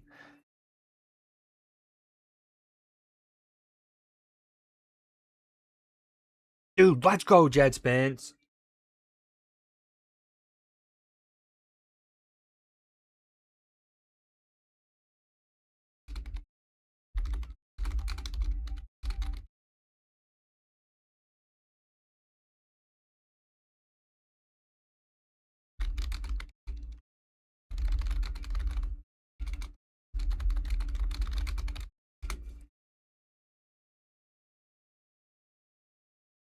Oh. Okay, sweet. All right, ball with Enzo Fernandez. He's trying to float one at the back post. That's going to... Pickford? Dude, Pickford is the biggest shit. Well, honestly, this is the two biggest shithousers as goalkeepers, not only on the planet currently, but maybe over the last 15 years or so. Fucking Emi Martinez versus Jordan Pickford feeds families. Honestly, great finish from Anthony Gordon, too. They're showing the replay, not only his run, but the way he manages to get across and make sure he stays in like good body shape to make sure the Argentine can't get a touch to that. And then that ball is bouncing. He has to kind of jump and side foot that in at like hip height. Dude, Pickford almost fell over there. Pickford dangerous. Oh, England dangerous. Uh-oh, this is really poor. Messi. Oh, Messi dancing. Messi sucks. No, I'm just kidding. But Elliot Anderson tackles it off of him for now. It's still with Argentina. England in a really poor shape. They have no width. This is very awkward. Dude, England, what are dude, England look woeful right now. What the fuck? First off, after Pickford almost falls over with the ball. Then it's a poor pass to Spence, who, in fairness, loses it, but the ball was terrible. Then Reece James is essentially playing right center back instead of right back. You'll have no back line structure. Ultimately, Harry Kane has to tackle the ball near his own penalty area. Ball's still with Argentina. It's going to go to the right.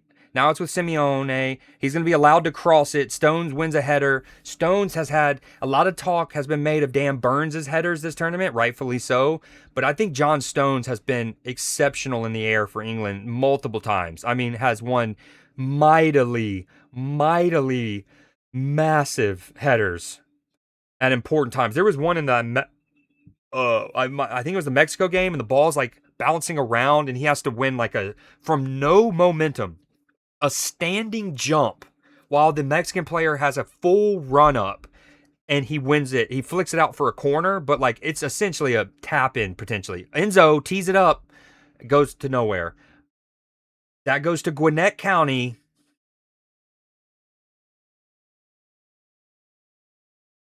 Kane gone center back now. I know. And what's funny is before y'all's goal, I was already feeling like he was too deep. And yes, him coming deep ultimately led to the attack that y'all scored from. But man, the total eclipse. That song's gonna be stuck in my head now. Yeah, I hope it's not the tactics either. Really not. Oh, England's gonna be able to press this. This is what you call a trigger. This is a universal pressing trigger, which has happened there. England's all look at the running from Anthony Gordon. Gotta love that. Dude, in fairness to, I will say this: it looks like this is almost by design by Tuchel. Just then, as England are pressing there, as the ball's going back from Argentine's right to their goalkeeper, essentially England's playing in like a 4-3-1-2, right? 4-3-1-2, and the one, the cam, for like the easiest way to explain it, isn't Jude. It's actually Harry Kane, and it's Anthony Gordon and Jude Bellingham as the two strikers, so to speak. That's been an interesting little tweak. It looks like y'all are in a 4-3-1-2 with Harry Kane as the one. I mean, everyone back for England. This is going to be a long half hour if if England's trying to play like this.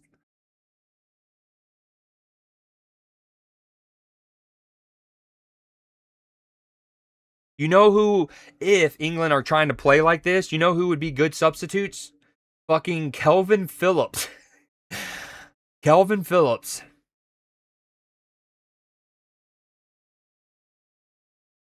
All right, we're a little past the hour mark here in Atlanta. England up 1-0 on Argentina. Argentina with the ball, most of the ball this match, and especially this half. Reece James just clears it upfield. Argentina will go again. We're in for it.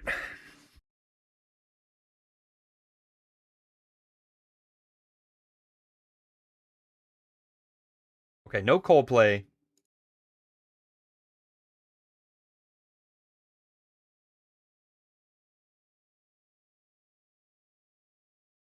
Uh-oh. Ball with Harry Kane, though. He's going to be able to play it to Morgan Rogers, open up some legs here. Nope.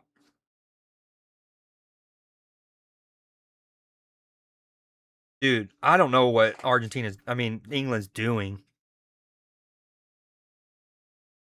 See, now they're in like a 4-4-2 with Harry Kane and Jude as the two up top.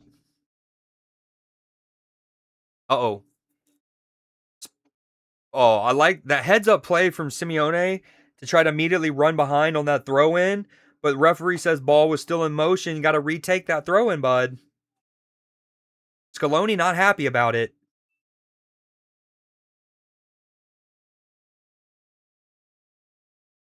Nico Gonzalez is coming on for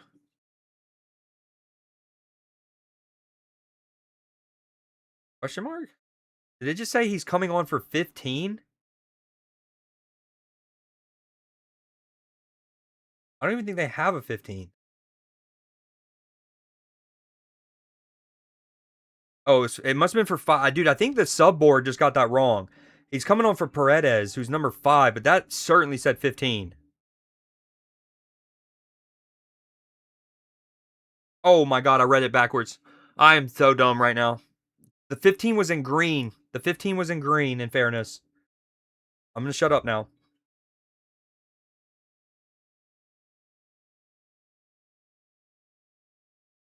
Oh, Messi with a good ball.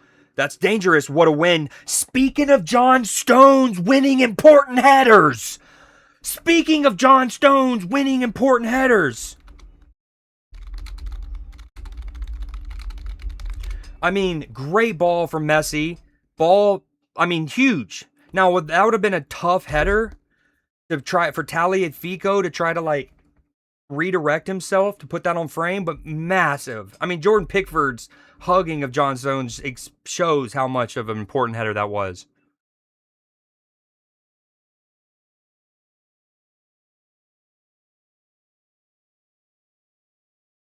Hey, okay, so the Telemundo commentators, some of the times when they say Pickford's name, it sounds like they're saying Pigford.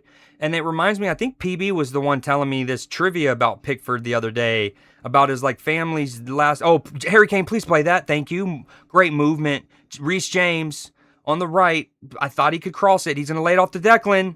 Oh, important smother from Emi Martinez. If he spills that, oh, Enzo, what are you doing? So first off, that's really good for Mimi Martinez. If he spills that, England have a chance for a rebound. Um, and Emi Martinez saves it with no smother. And then immediately, Emi Martinez actually has a really good rollout, but it hits the back of Enzo's heel. And then Enzo wanted a foul.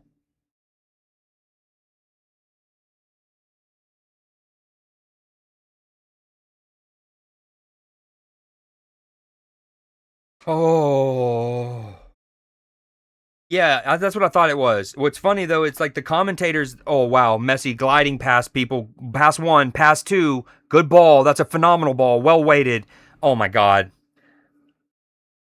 Oh, dude. In fairness to Messi, he's got to be so pissed.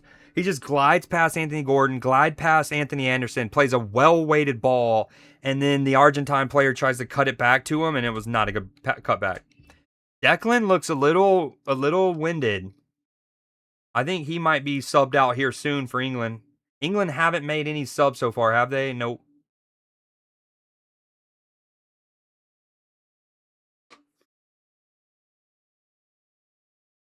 Javier Zanetti in the building. Oh, that's a good corner. Jed Spence, important win there. England clear it for now, but Argentina will come back. Still with Argentina. Enzo Fernandez looking right, going to Simeone. Simeone is going to get a chance to get his head up. That's a nice ball in behind. Tagliafico, going to be another corner for Argentina here. Things are ramping up. No, I've called both the person. Just a minute ago, when Messi plays it to who is it, Tagliafico? He glided past Anthony Gordon first, and then he went past Elliot Anderson.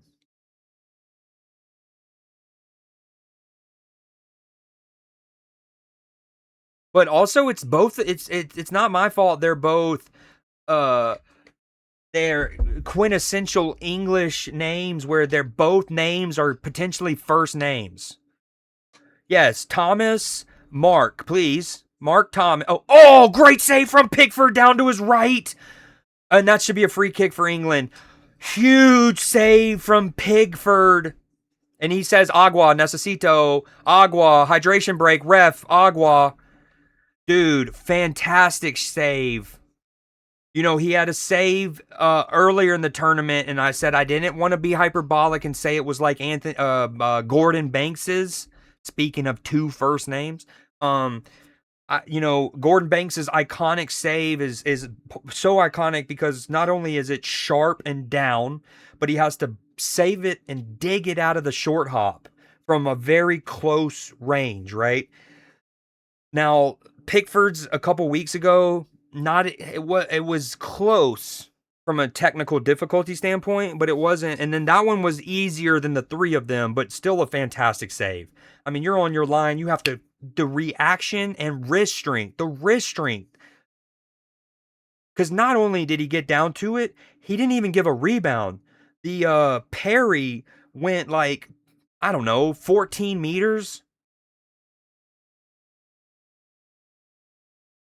But honestly, if you're England, this is spooky. We can't just be sitting inviting this kind of pressure and these balls from Messi and whatnot for the next 20 something minutes. Anthony Gordon, baby, get in front of him, sweeping with his right foot.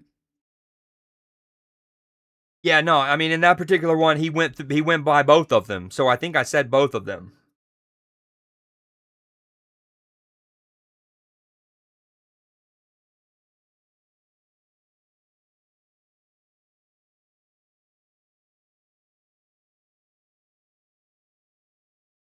We're still in the hydration break here. I mean, this honestly is coming at a fantastic time for England. Argentina have all of the ball, all of the chances, basically. Um,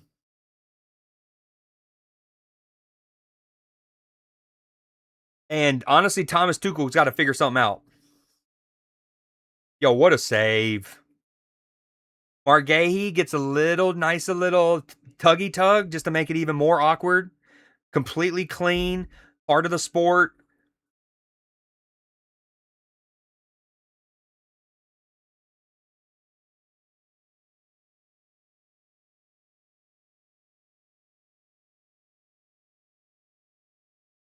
Oh, I think Jordan Henderson must have seen the people. Well, okay, so people might remember Jordan Henderson broke his arm after the Mexico match, right? And so last match against Norway, there was a lot of people kind of poking fun at him because not only was he fully dressed in his kit with a broken arm, like he was going to come in, but then other pictures started to surface and he was even in his boots. He even had his boots on, and everyone was like, dude, why would you choose to wear cleats for 2 hours? Choose instead of tennis shoes. You choose, or as the Brits would call them, trainers. Why would you wear boots when you could be wearing trainers for 2 hours? John Terry 2.0. So true. You know they say you got to look the part. You know, look good, play good, or look good, not play good because broken arm, but I'm going to motivate my teammates who do play so they play better because they're like, hey, if I don't play up to scrap, Hendo's going to take my spot with one arm. Hendo's like, you can't even use this to play the sport. We're fine. Plus, honestly, the cast in a match like this would be well suited, right? I mean, if anything, this match needs somebody with a club, like a club as a hand. Like Jax from Mortal Kombat. That's Jordan Henderson. He do super full kit wanker. Maybe the boots were to stop him slipping again. Oh, real cuz true, dude. Real cuz true. Oh, that's funny. It's like working in a if anybody who's ever worked in food and beverage, you have to wear like specific kinds of shoes and at first you're like but then when you realize how slippery so many different surfaces are in a restaurant, um whether it's just cuz they're being freshly mopped, not even cuz of like junk or whatever from food. That's what that reminded me of. Jordan Henderson's just like getting off the team bus, making sure he steps firmly, cleanly. Okay, can we get back to some football here? This has been ever since the hydration break, we've had nothing. This is decent from Argentina. They're going to have a chance to spread it to the left here. Alvarez with the ball. Alvarez. Enzo. Rodrigo. To the right. A la derecha. To Messi. He's got an overlap if he uses it. That's the thing about Messi, dude. His weight of pass is, I mean, we all talk about he's one of the best goal scorers of all time, obviously, but his weight of pass often, like when he uses overlaps and stuff like that, it's just so, even earlier when he skipped by Anthony and then he skipped by Elliot Anderson and then he lays it off to Taliafico. Even that was perfectly weighted.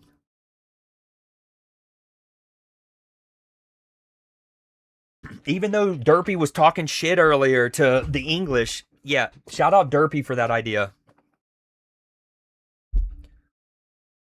Dude, my chair is gonna break.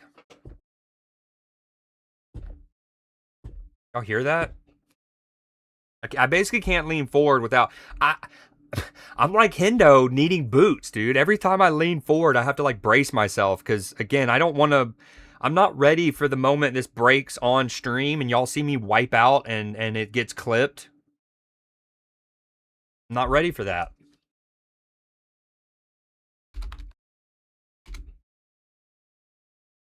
All right, Rodrigo de Paul. That's a dangerous cross.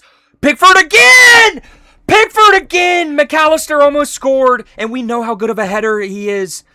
If you've watched any semblance of Liverpool over the last couple, or Brighton when he was there, you know that not only is McAllister a much better. Oh wow, Argentina's really kicked it into gear here. This is gorgeous football. Huge winner from John. Dude, now that was actually Elliot Anderson there. Big defensive header from Elliot Anderson. If you know anything about Alexis McAllister, he's a much better leaper. He's much better at jumping than you would think with his stature. And alongside that, he's also a very smooth, polished header of a football. Still with Argentina. Another one, McAllister again. Dude, Pickford is such a shithouser. He makes the first. Okay, so the save. Now, granted, McAllister's first header is right at Pickford. He should save it, but it's the way that he doesn't give a rebound on either of those two efforts, especially the first one, because that is a bullet header. Again, right at Pickford, should be making the save, but the fact that he detonated. If you ever see a keeper, sometimes when a shot is struck from distance and it's got a little sting to it, keepers will bat it down, right? You'll bat it down.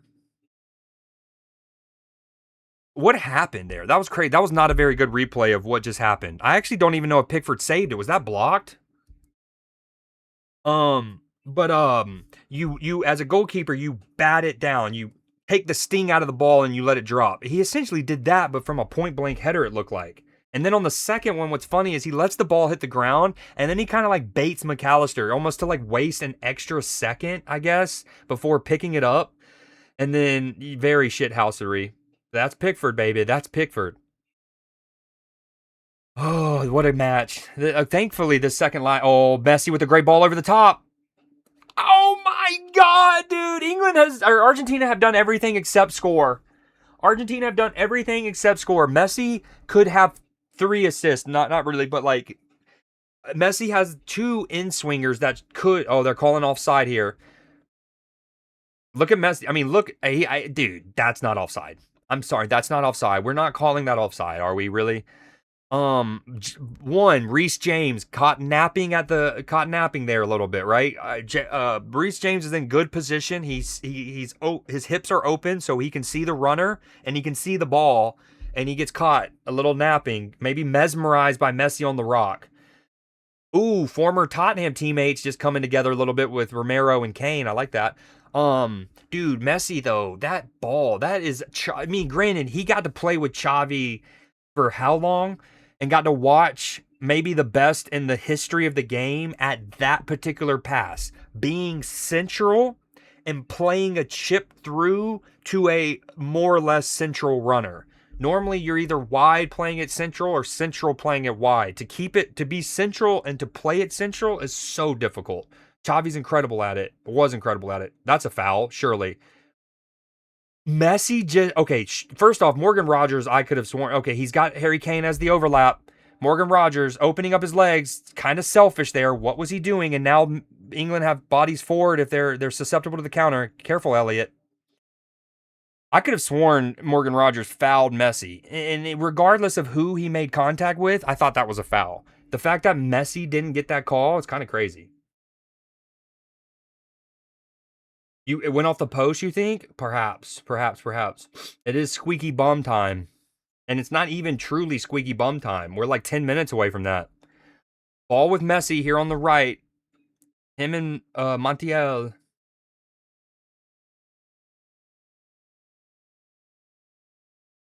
Enzo and Messi just treated that like it was a pseudo free kick. That was funny. 79th minute, 80th minute, 79-11, 79-12, 13. Argentina still with the rock. It's been all them the second half in terms of possession. And some of it would have obviously come after England took the lead. But even before that, England were looking mad, just defensive. I mean, Harry Kane's going to end up having run more in a match than I think he's had to in a long time. Because he is essentially playing center defensive mid and then center forward. Center defensive mid, then center forward. I mean, even right here, he didn't even get close to the ball. And he's just gone up and down the pitch for a total of like 100 meters. Still with Argentina. Rodrigo de Paul. Enzo Fernandez. Going into feet. Messi. Messi rides some challenges. Can't get it off of him. Magnetic. Still with Argentina. Now it's on the left. Cross is coming in. Runners are there. Marguehi wins it for now. Bicycle attempt. Someone just got kicked in the head. I think somebody's spine just got bicycle kicked.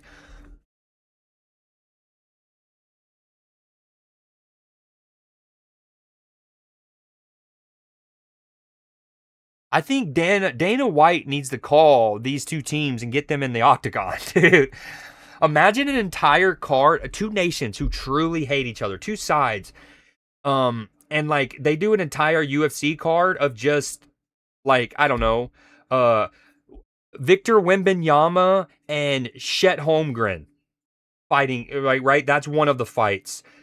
I don't know, Elliot Anderson and Enzo Fernandez. That's one of the fights. Sergio Ramos and Mohamed Salah, right?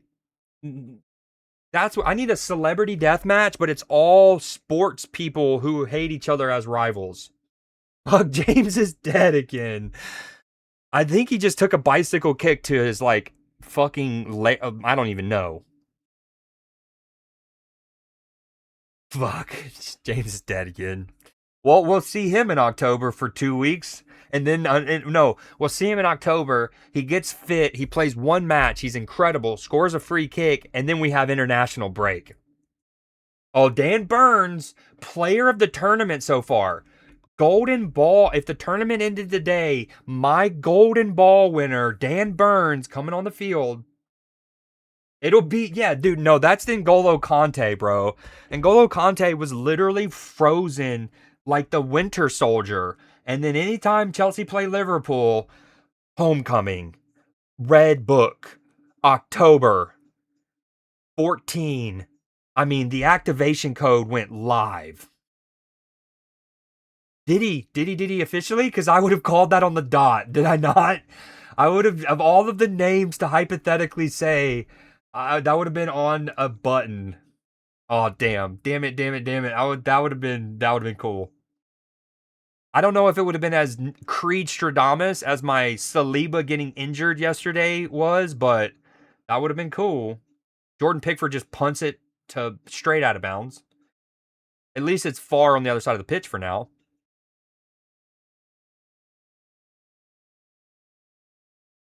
Kinesiology Creed. Yo, momentum chart. All Argentina, especially after the goal.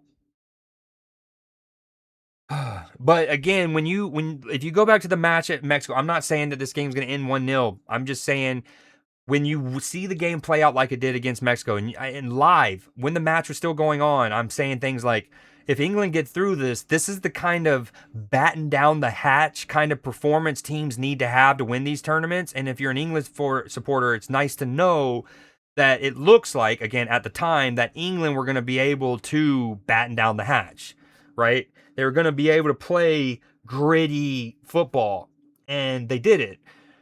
And obviously, you don't want them to have to sustain a half hour of siege again, like they did in Mexico City that night, but here we are. Okay, still with Argentina. A lot of time to be played. Argentina, or Messi, was that a shot across? No one will know. Okay, you're right. It does have no context for the most part. So I don't know if I should wait till after the match to get into that spiel. The shortest answer, okay, that every pass that's made has a value attached to it, right?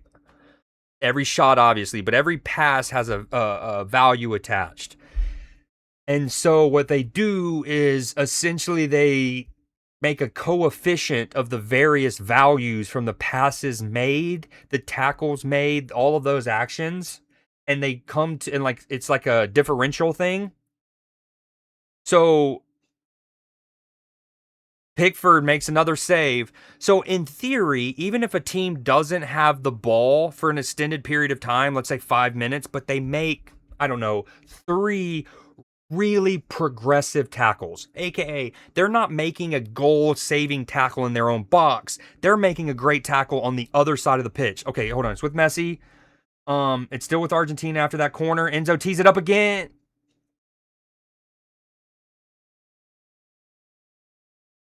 Enzo Fernandez for Argentina, an incredible strike.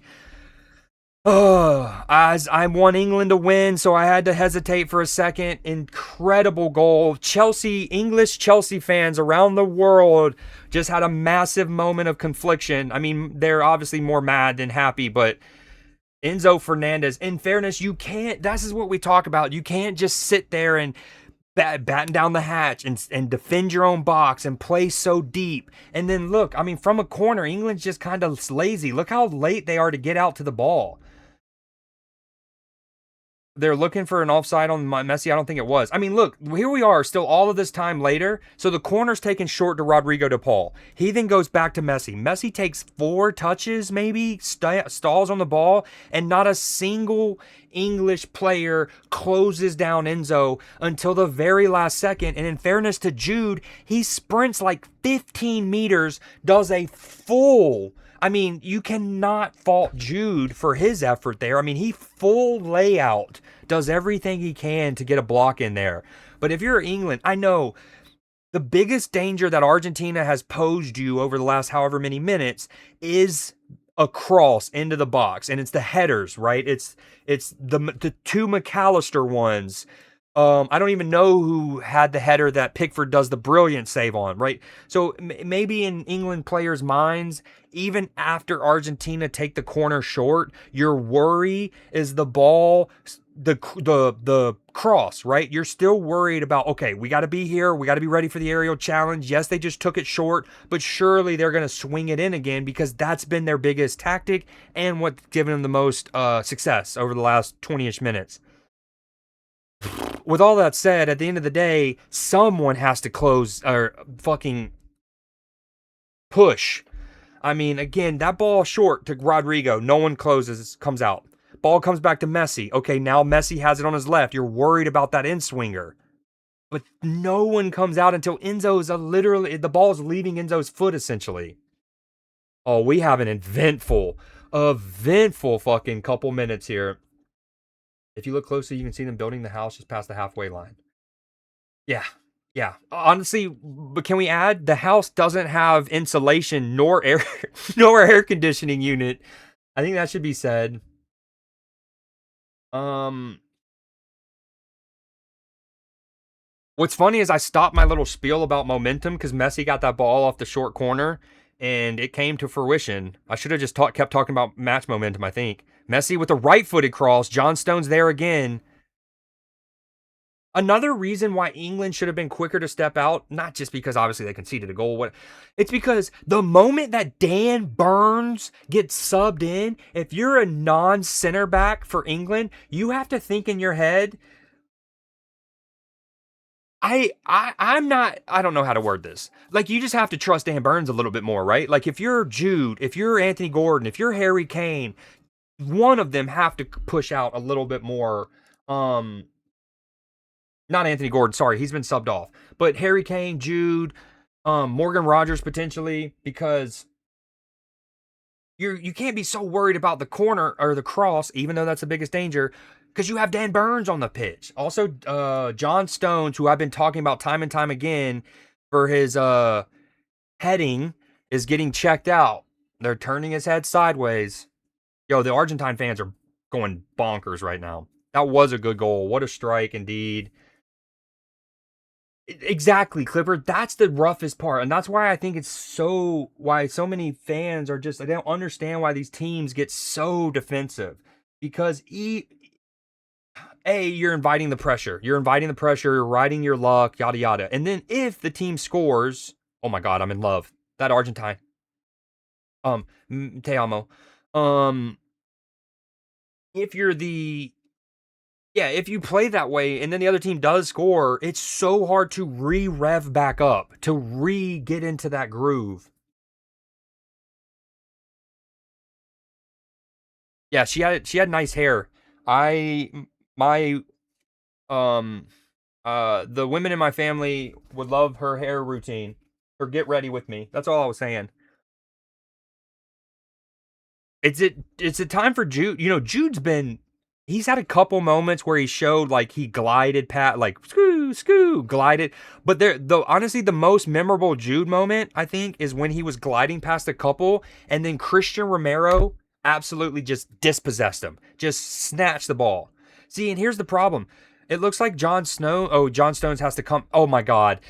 Oh my god. Remember against Cape Verde when Cape Verde has a corner kick and someone for Argentina, Tagliafico, I think it was, has to get checked by the medical staff. And because of the newish rules, when you get checked, you have to sit out for a minute or 45. Whenever the ref kind of deems it, you got to sit out for a little while. Um, and there was a lot of controversy because Argentina was not forced to play down a man for however long. Good tackle from Jude there, in fairness. Argentina was not forced to play down a man for any amount of time because they just fully stopped play and let the Argentine get his kit changed, bandaged, get treated. But the worst part was that would have been annoying if Cape Verde had a throw in at midfield. They had a corner and they had to wait for the Argentine to get treated to come back on. I bring that up because England was not afforded that luxury just then as John Stones comes on. Now you can argue head injury where they're checking. Oh my god, McAllister off the fucking post. Oh, and Jed Spencer also might have just gotten hurt there. He's shaken up a little bit. Dude, McAllister off the post. Argentina have done it again. They've come from behind again, assuming this goal stands, which I don't see why it wouldn't. Lautaro Martinez, I think that was Messi with a right-footed cross, by the way. So, to further highlight how much of a goat he is he's going weak foot. If one thing you're like, okay, Messi, right foot, Messi crossing, those are two things you don't like. We know he's a good crosser, but you don't like the fact that I think Messi just took that to the end line and put a good old fashioned right footed cross to the back post. Honestly, though, this has been like England's been asking for it, bro. What is Tuchel doing? Spence with a good win there initially, but then immediately comes back to Argentina. Messi, recognizing that Spence is hurt, decides to smartly attack him, right? Spence might have tweaked something when he makes that first tackle. And Messi's like, okay, goes to his right foot to the end line and stands that back up. My boy John Stones, who again has been brilliant this tournament in the air, just mistimes his jump, it looks like. I mean, this Argentina story is something. And in fairness, yes, I just was bitching about how the ref made John Stones come off the field and England had to play down a man for a little bit when Argentina did not have to do that against Cape Verde. But overall, the ref's not been good, but he's not been good for both teams, right? It's been an absolute shit show. The first half was an actual amateur wrestling match, right? But with all that said, I want to say that I just don't feel like this game doesn't have the like FIFA Vargentina aspect to it. But here's the other thing. Okay, Argentina scored after stoppage time had started, right? Argentina have been celebrating for 2-ish minutes now, 2.5. How much does the ref allow to be tacked on, right? So right now we're expected a minimum of 9 minutes, okay? This should inflate to 11-ish to 12 minutes because Argentina have been celebrating for the last 2.5 since their goal. But we shall see. Will the referee blow it dead at the 8-minute mark? Maybe. But here's one thing. Here's what's interesting. especially for neutrals. You know who's also come from behind a couple times this tournament already? England. England have been in this spot. Harry Kane is still on the pitch, and we've seen, like against Ghana and whatnot, he can pull a goal out of nowhere, as can Jude Bellingham. They're going to need every bit of their two superstars here. But again, I mean, if you're England, we said it at like the 52nd minute. Well, let's see. How long ago did PB say? I was talking about it, and then PB also goes, if this is our tactics.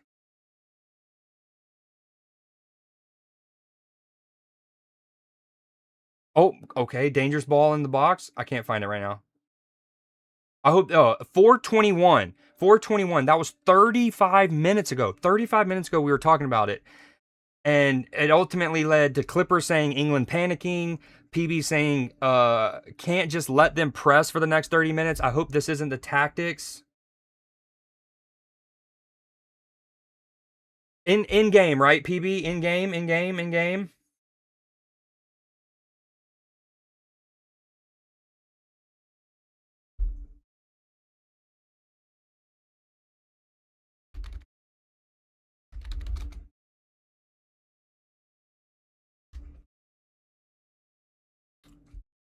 Dude, Spence, Rashford, and Tony coming on. Now, here's the thing. Ivan Toney is usually picked, has been picked lately because if nothing else, he's a phenomenal penalty taker. So if England can get this to penalties, he's now on the pitch, which is very good for them. But England need to go get one here. Again, while it looks like we're only going to get like 3.5 minutes from here, it really should be closer to 6-ish minutes because of Argentina celebrating after their goal, which they're obviously allowed to celebrate. What I mean is like, that time should be getting added back on. And Pickford every time. So England's tactics right now are just Pickford, lump it forward, Harry Kane, try to win a ball, and then England's going to try to pick up the loose ball, the 50-50. What a touch from Morgan Rogers, that. Christian Romero. Dude, I can't. I mean, again, much has been made about Argentina's comebacks, and a lot, myself included, have been like, some of it at least partially aided by refs. I don't think you could say that this has been aided by refs. Although it is harsh that John Stones just misses that header, having just had to come off the pitch to get looked at. Oh, that should be an advantage for England. How is that? I mean, maybe England wouldn't want the free kick there, but referee just signals advantage for England, right? And England only, from that moment, all they do is pass backwards, right? Historically, if a referee gives advantage and the other team can't progress the ball and they actually have to drop it to their goalkeeper or their center half, oftentimes referee will then blow back to that foul because there was no advantage to be had. They wind up, in fact, having to go backwards, and then you bring it back. That was really weird. Referee, I talk about it. The referees this whole tournament, regardless of what match or who's playing, right? Referees haven't done the advantage signal, I feel like, near enough. They're like barely lifting their arms. They're like, right? That time the referee actually looked like he lifted his arms for advantage, and then he didn't give the free kick. Again, the free kick was near the halfway line. What England might have done with it, who knows? Harry Kane just overhit everybody. Bro, Harry Kane just played that one into Tennessee. Ooh, England's doing the Dan Burns at striker tactic, baby. Dan Burns up top. England's going to need a lump of ball, and he's going to need to get on the end of it. Yeah, him holding his hamstring. Apparently not, Clipper, because every time that they just drop to Pickford, Pickford does have a fucking cannon. Okay, Elliot Anderson. Yeah, use some width here, guys. Come on. Rashford, take somebody to an inline. Yes, sir. Well done, Rashford. Okay, but that's a good attack. I mean, that's one of the better actions that England have had in 30 minutes. But then Messi's just dictating play. I mean, they're absolutely, that's a dumb, Jude Bellingham. I mean, as brilliant as he is, and he's one of the best complete footballers on the planet, Jude he's him and Harry Kane. And it's the same thing, dude. It's the same thing that we saw in the Euros. It's the same thing that we saw in the World Cup. And it's the same thing we saw in the Euros in 2020. When you get to the semifinals, Harry Kane is just I don't know. It's impossible to describe because we know how good of a footballer he is. We know that he can perform in big games at times, although he didn't really show it for Bayern this season either, did he? Or the season before. But Jude is a big game player. Jude has shown up time and time again in big games, and neither of them, they've both been anonymous. And again, Harry Kane has played center defensive mid this entire second half. And now again, we're at the 9.5 minute mark. But there should be at least 11 minutes. Which, of course, if England score here in the next couple minutes, if they give it to them like they should, there's going to be the people on Twitter who don't actually watch the sport be like, 9 minutes and they scored in the 111th, even though, again, there was 2.5, 3 minutes of stoppage within stoppage time. Messi taking it to the corner flag. No, that's no foul. That is not a foul. That's not a foul, Messi. No, I'm sorry, bud. But again, England just lump it forward to nobody and just hope Harry Kane can get on the end of that. In fairness to Harry Kane, he has not stopped running. You cannot fault his effort. We can fault the tactics. We can fault some of the deployment, but you cannot fault Harry Kane's effort. He has put in a fucking shift. There's been possession after possession of him going from the CDM to striker, to CDM to center forward. Boom. Okay, again, shout out the referee. He's at least letting it go past one. We're now, Argentina's already pitched. They're like, 10:40 of 9? Forgetting they celebrated for 2.5 minutes. Again, celebrate for 5 minutes. We're factoring then that at the end of the game. This though probably will be England's last attack. It's Pickford at the halfway line. Oh my God, cinema. Come on, England. Come on, England. Big lump. Big Dan Burns. That's not a foul. Ball still with them. They do call a foul. They call offsides.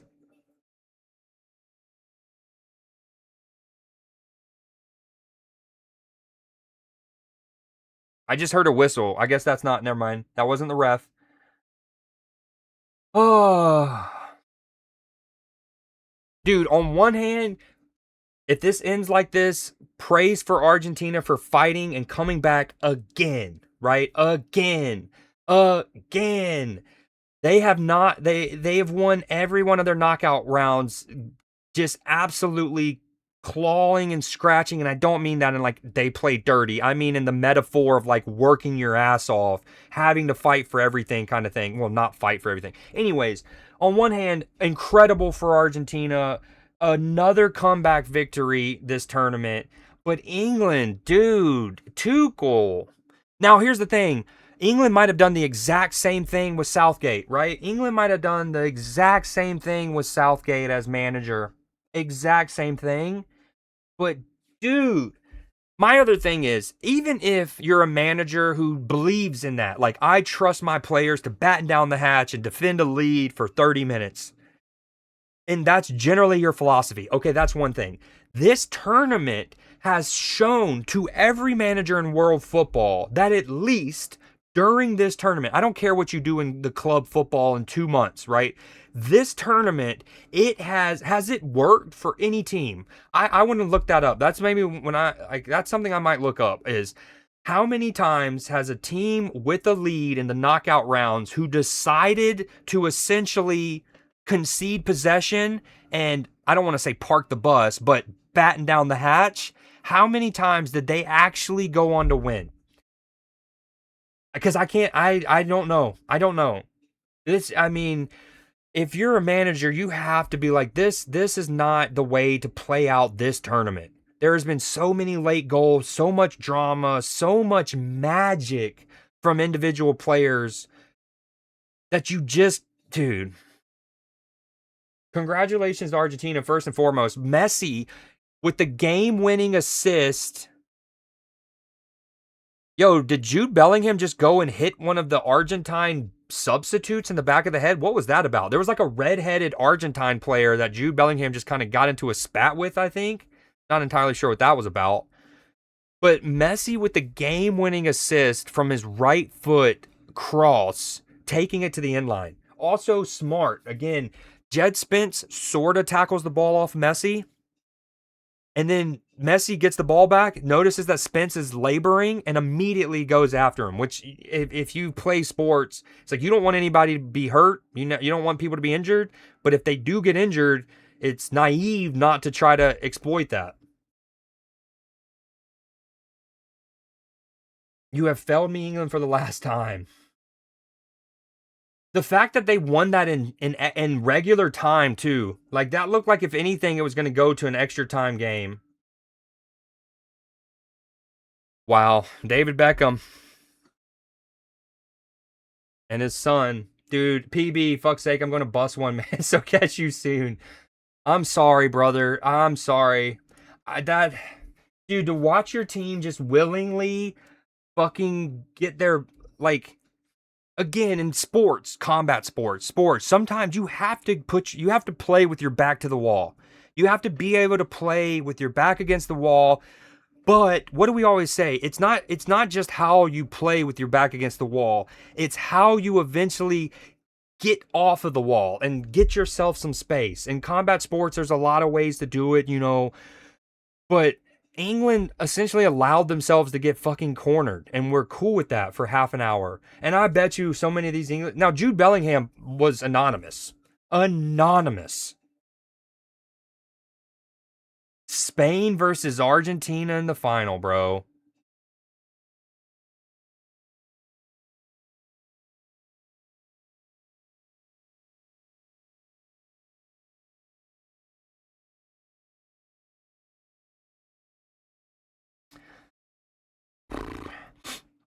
GG's to Argentina. They just showed their whole team. Are they the only South American team without a single. Hold on, I don't want to say it too soon. They might be the only team in South America that maybe one of the only teams in the world that don't have a black player on their roster.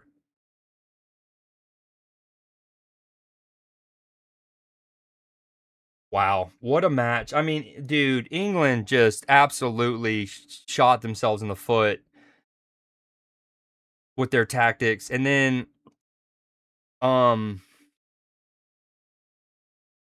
incredible from Argentina again.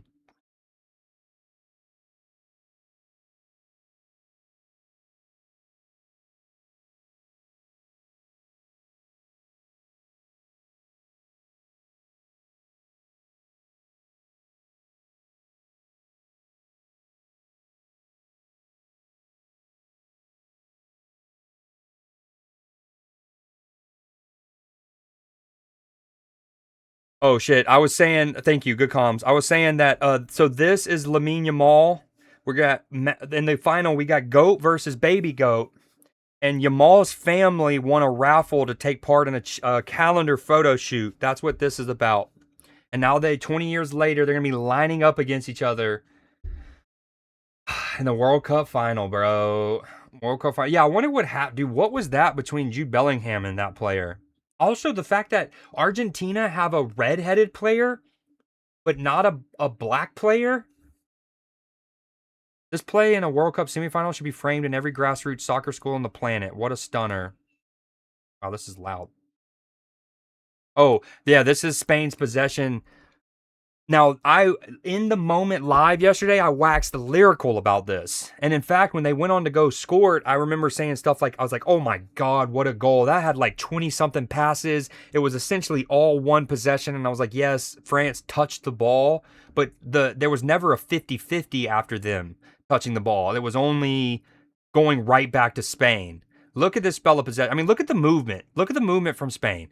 I mean, look, boom. Shuffling, option, don't need, nope, triangle, bam, I'm flashing across, look him come across, boom, boom, boom, smart touch away from the press, yup, bam, moving again, yup, now his movement, how important is this movement to create the space for Porro to then attack in, watch this, scoop, and then now Porro can go into that wake.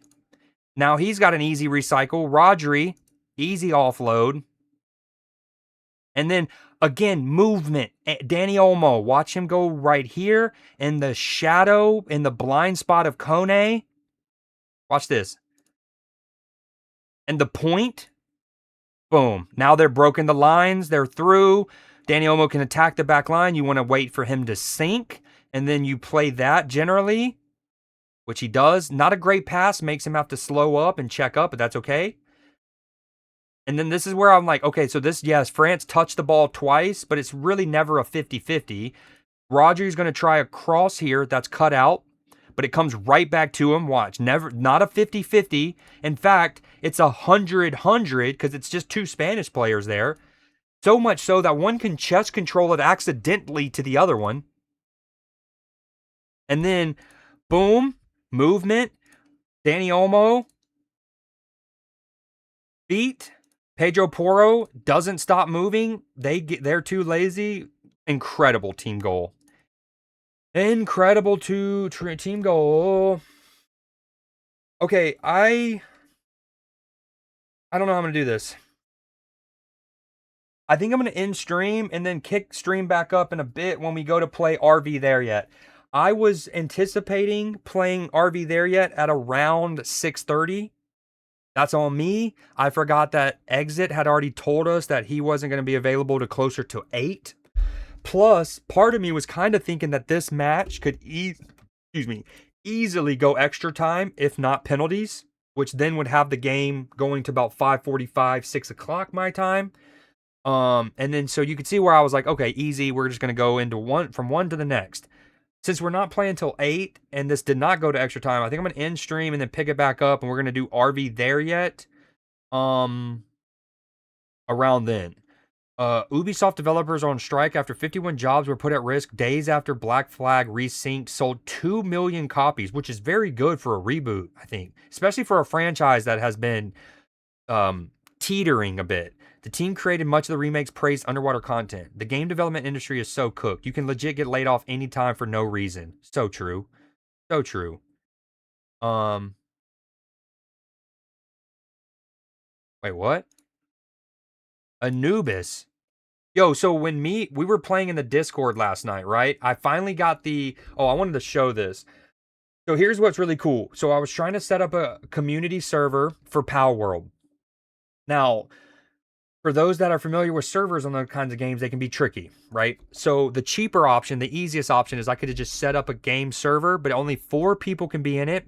And I have to be online for people to join it, right? It's not a perpetually online dedicated server. Now, if you wanted to do a dedicated server, everything that I was reading was saying things like, oh, yeah, well, you got to set it up. And then you have to give people, when you invite them, you have to give them your IP address and your port address, right? And it's like, no. Like, I trust Clipper. There's a lot of people in this community I trust now. I don't know if there's any of them that I trust to give my IP address.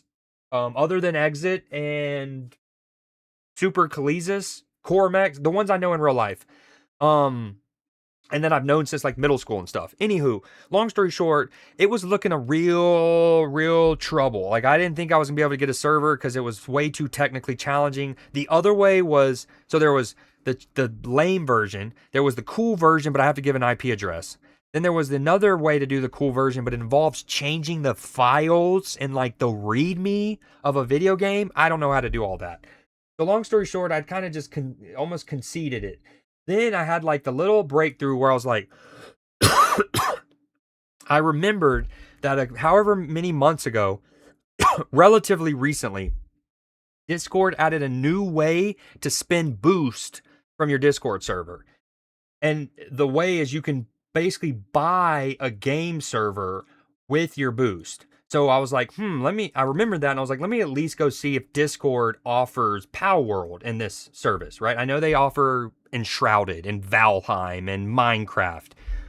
So I went to it and I was like, boom, Windrose, Rust, and Palworld was there. So long story, we don't want to show that. No. That's not my address. That's the address to the server. So if you're seeing, but anyways, can I not hide that? Why can't I hide that? Oh, well. So long story short, I was able to find the Palworld server. I used our boost to get us a server, at least for however long we're going to be playing it. If we're only going to be playing it a month, then next month I'll cancel this and put the boost back to something else. But long story short, I was able to do this boost, which is cool. So last night when we were playing in the server, we got to this desert area and I saw this cool ass statue that I never saw this when I played the game back in 2024. I'd never seen this. So when I saw it, I was like, oh, sick. There's like an Anubis statue. It's like a jackal over there. And then I was also like, it's kind of like Lucario from Pokemon. And then somebody was like, yeah, that is Anubis. That's literally his name, which is badass. I hate to see Argentina, but Argentina win, but also I don't mind watching after they win, you know? Yeah, Clipper, I'll text you my IP address here any second now. Yeah, I agree too. Like part of the fun of watching Argentina though is all of the controversy, all of the storylines, all of the extra stuff. So, whoa, 0.005. He had 500ths of a chance to catch this. I mean, dude, he didn't even do damage to it really.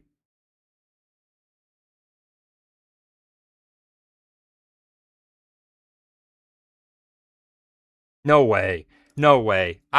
With all due respect, when we talk about things being rigged, there is no way the people at Palworld's offices didn't flick a switch or something allowing Peanut to catch this.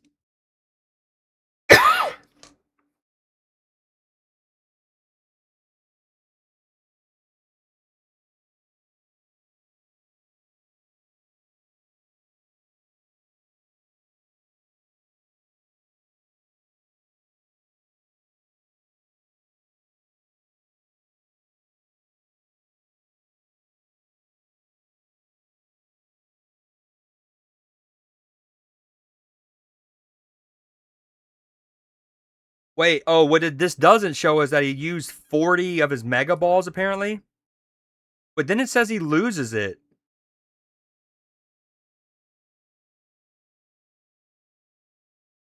The Burnt Peanut catches Anubis and loses it like that. I think that's what that means. Loses it like mentally. Dude, toxic. Bro. What up, Gray, by the way? Agreed. There's no way that they don't, at least on some moments, right? Like, I'm not saying they're hunched over their keyboard every time he throws a ball, right? But on moments like this where it could potentially be a viral clip, I don't, in a way, in the modern day world, I don't blame them, you know? And honestly, here's the truth at the end of the day. Does it take food off of my table? Do I lose the roof over my head if Burt Peanut catches Anubis cheesily and I don't? No, no. So, it is what it is, but absolutely. Dude, I don't know, Toxic, man. We were talking about it. I look, literally, if you go to PB's comms, so first off, we were all talking about it in our own capacity, right? But essentially, what was funny is before England scored, even, right? Before England scored, I was already talking about how I didn't like how deep Harry Kane was playing. Now, I don't want to go on too big of a digression, but we all know that Harry Kane is a great footballer. He's made a living over the last couple years, not only just scoring goals, but linking play. He's good at dropping deep. He can do all that. And in fact, England's goal came from Harry Kane receiving it deep, trying a ball over the top. It was cut out, but it started the attack. Anyways, I was already like, dude, if you're England, you're already kind of sitting back too much. Now you have Harry Kane that far back. So I was already talking about that. England didn't score. Then in the immediate minutes afterwards, you can see England, boom. And so we were like questioning it, right? And so even this, I'm bringing a PB because it's a good timer. And look, I was already talking about Harry Kane, in fairness, in the last couple major tournaments, as brilliant, as world class as Harry Kane actually is, he has gone missing big time near the end of these major tournaments. When you get to around the semifinals, his runs aren't dynamic. He's not creating. It's just almost a passenger. So that's part of why this. So PB was replying to me in this where he says Kane has always gone missing. Okay, Then they score, right? Get the fuck in, he says. But look, at 4:21, can't just let them press for the next 30 minutes. I hope this isn't the tactics. At this exact moment, Clipper says England panicking. And of course, I was going on my own spiels about like, no, no, England, don't do this. 35 minutes later, England's still doing the same thing. And eventually, you know what they say? Pressure burst pipes, right? So, anyways, dude, it was so boop. Mainly the last 10 minutes he was playing. Dude, he was playing. It wasn't just the last 10 minutes, in fairness. It was the entire second half. His heat map, I'm actually genuinely curious now. Hold on. Um,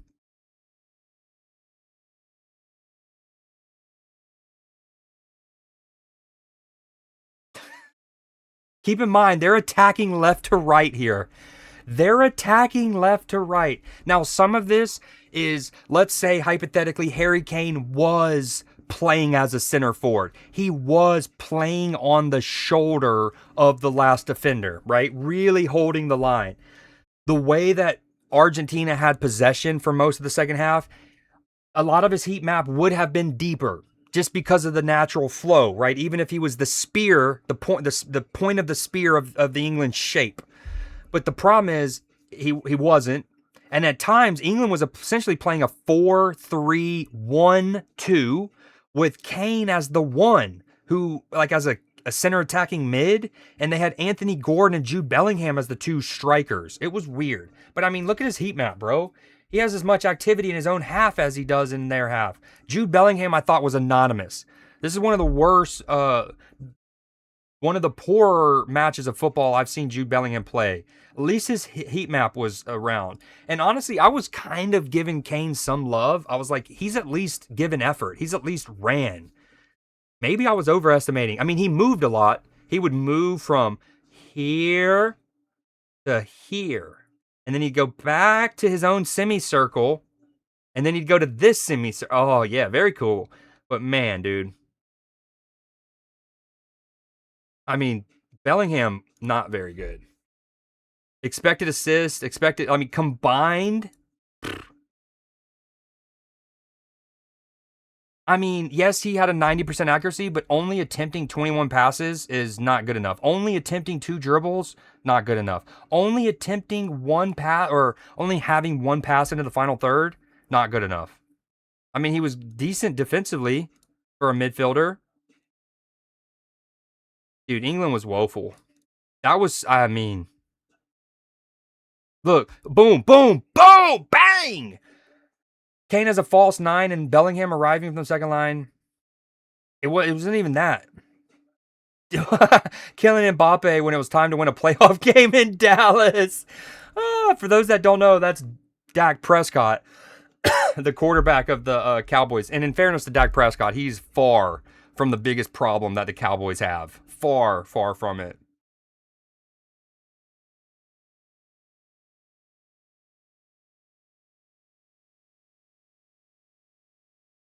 I mean, this is a great tweet.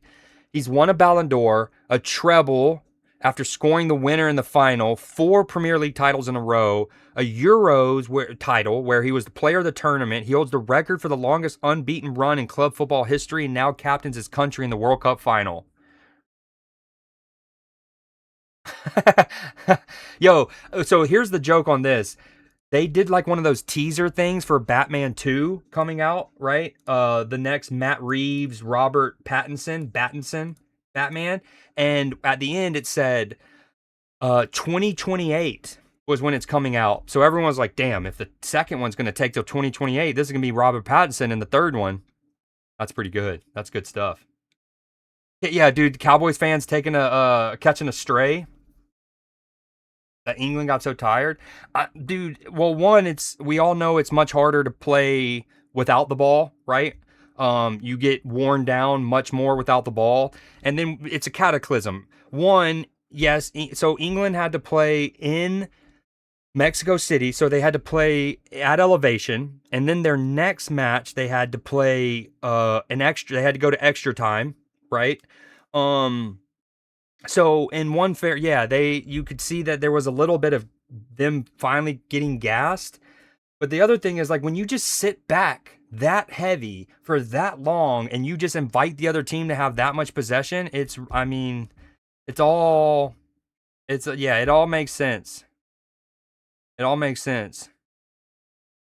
And also, Clipper, I don't know if you saw this, but we talked about this in my Discord before the Belgium USA match.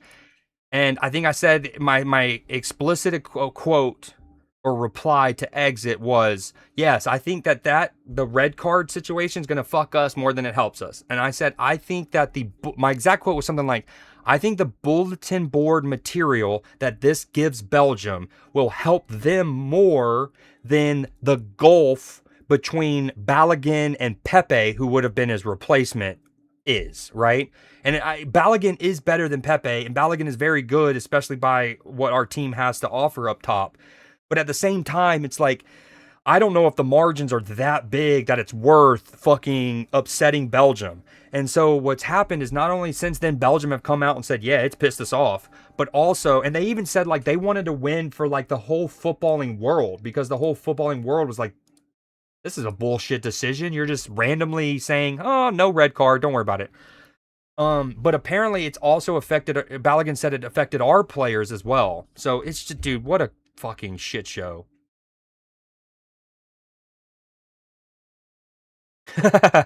That's good. That's good. We're parking the bus way too early here? Yeah, you can say that. Call an ambulance, but not for me. Yeah, really poor from Tuchel.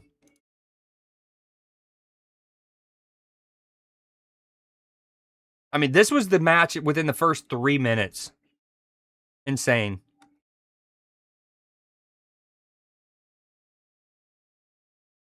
A reminder that France didn't lose a single game when Pogba and Conte started together. That's impressive.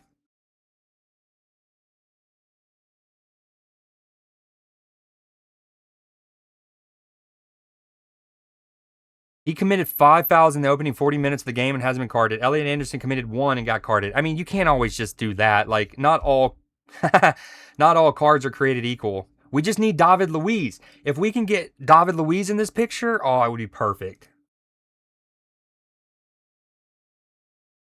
This happened again? So at the last Argentina match, the Argentina-Egypt match, I Showed Speed was there, and controversially, there was an Argentine fan who was seen making racist mannerisms towards I Showed Speed, and apparently it happened again.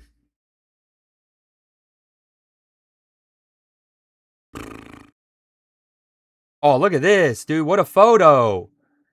It's Patty with the Liverpool lads. There's Robbo, Costa Simicas. Hell yeah.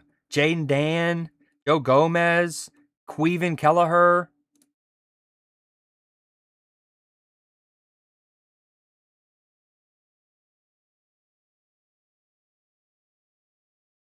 Yo, this is the Batman thing I was talking about.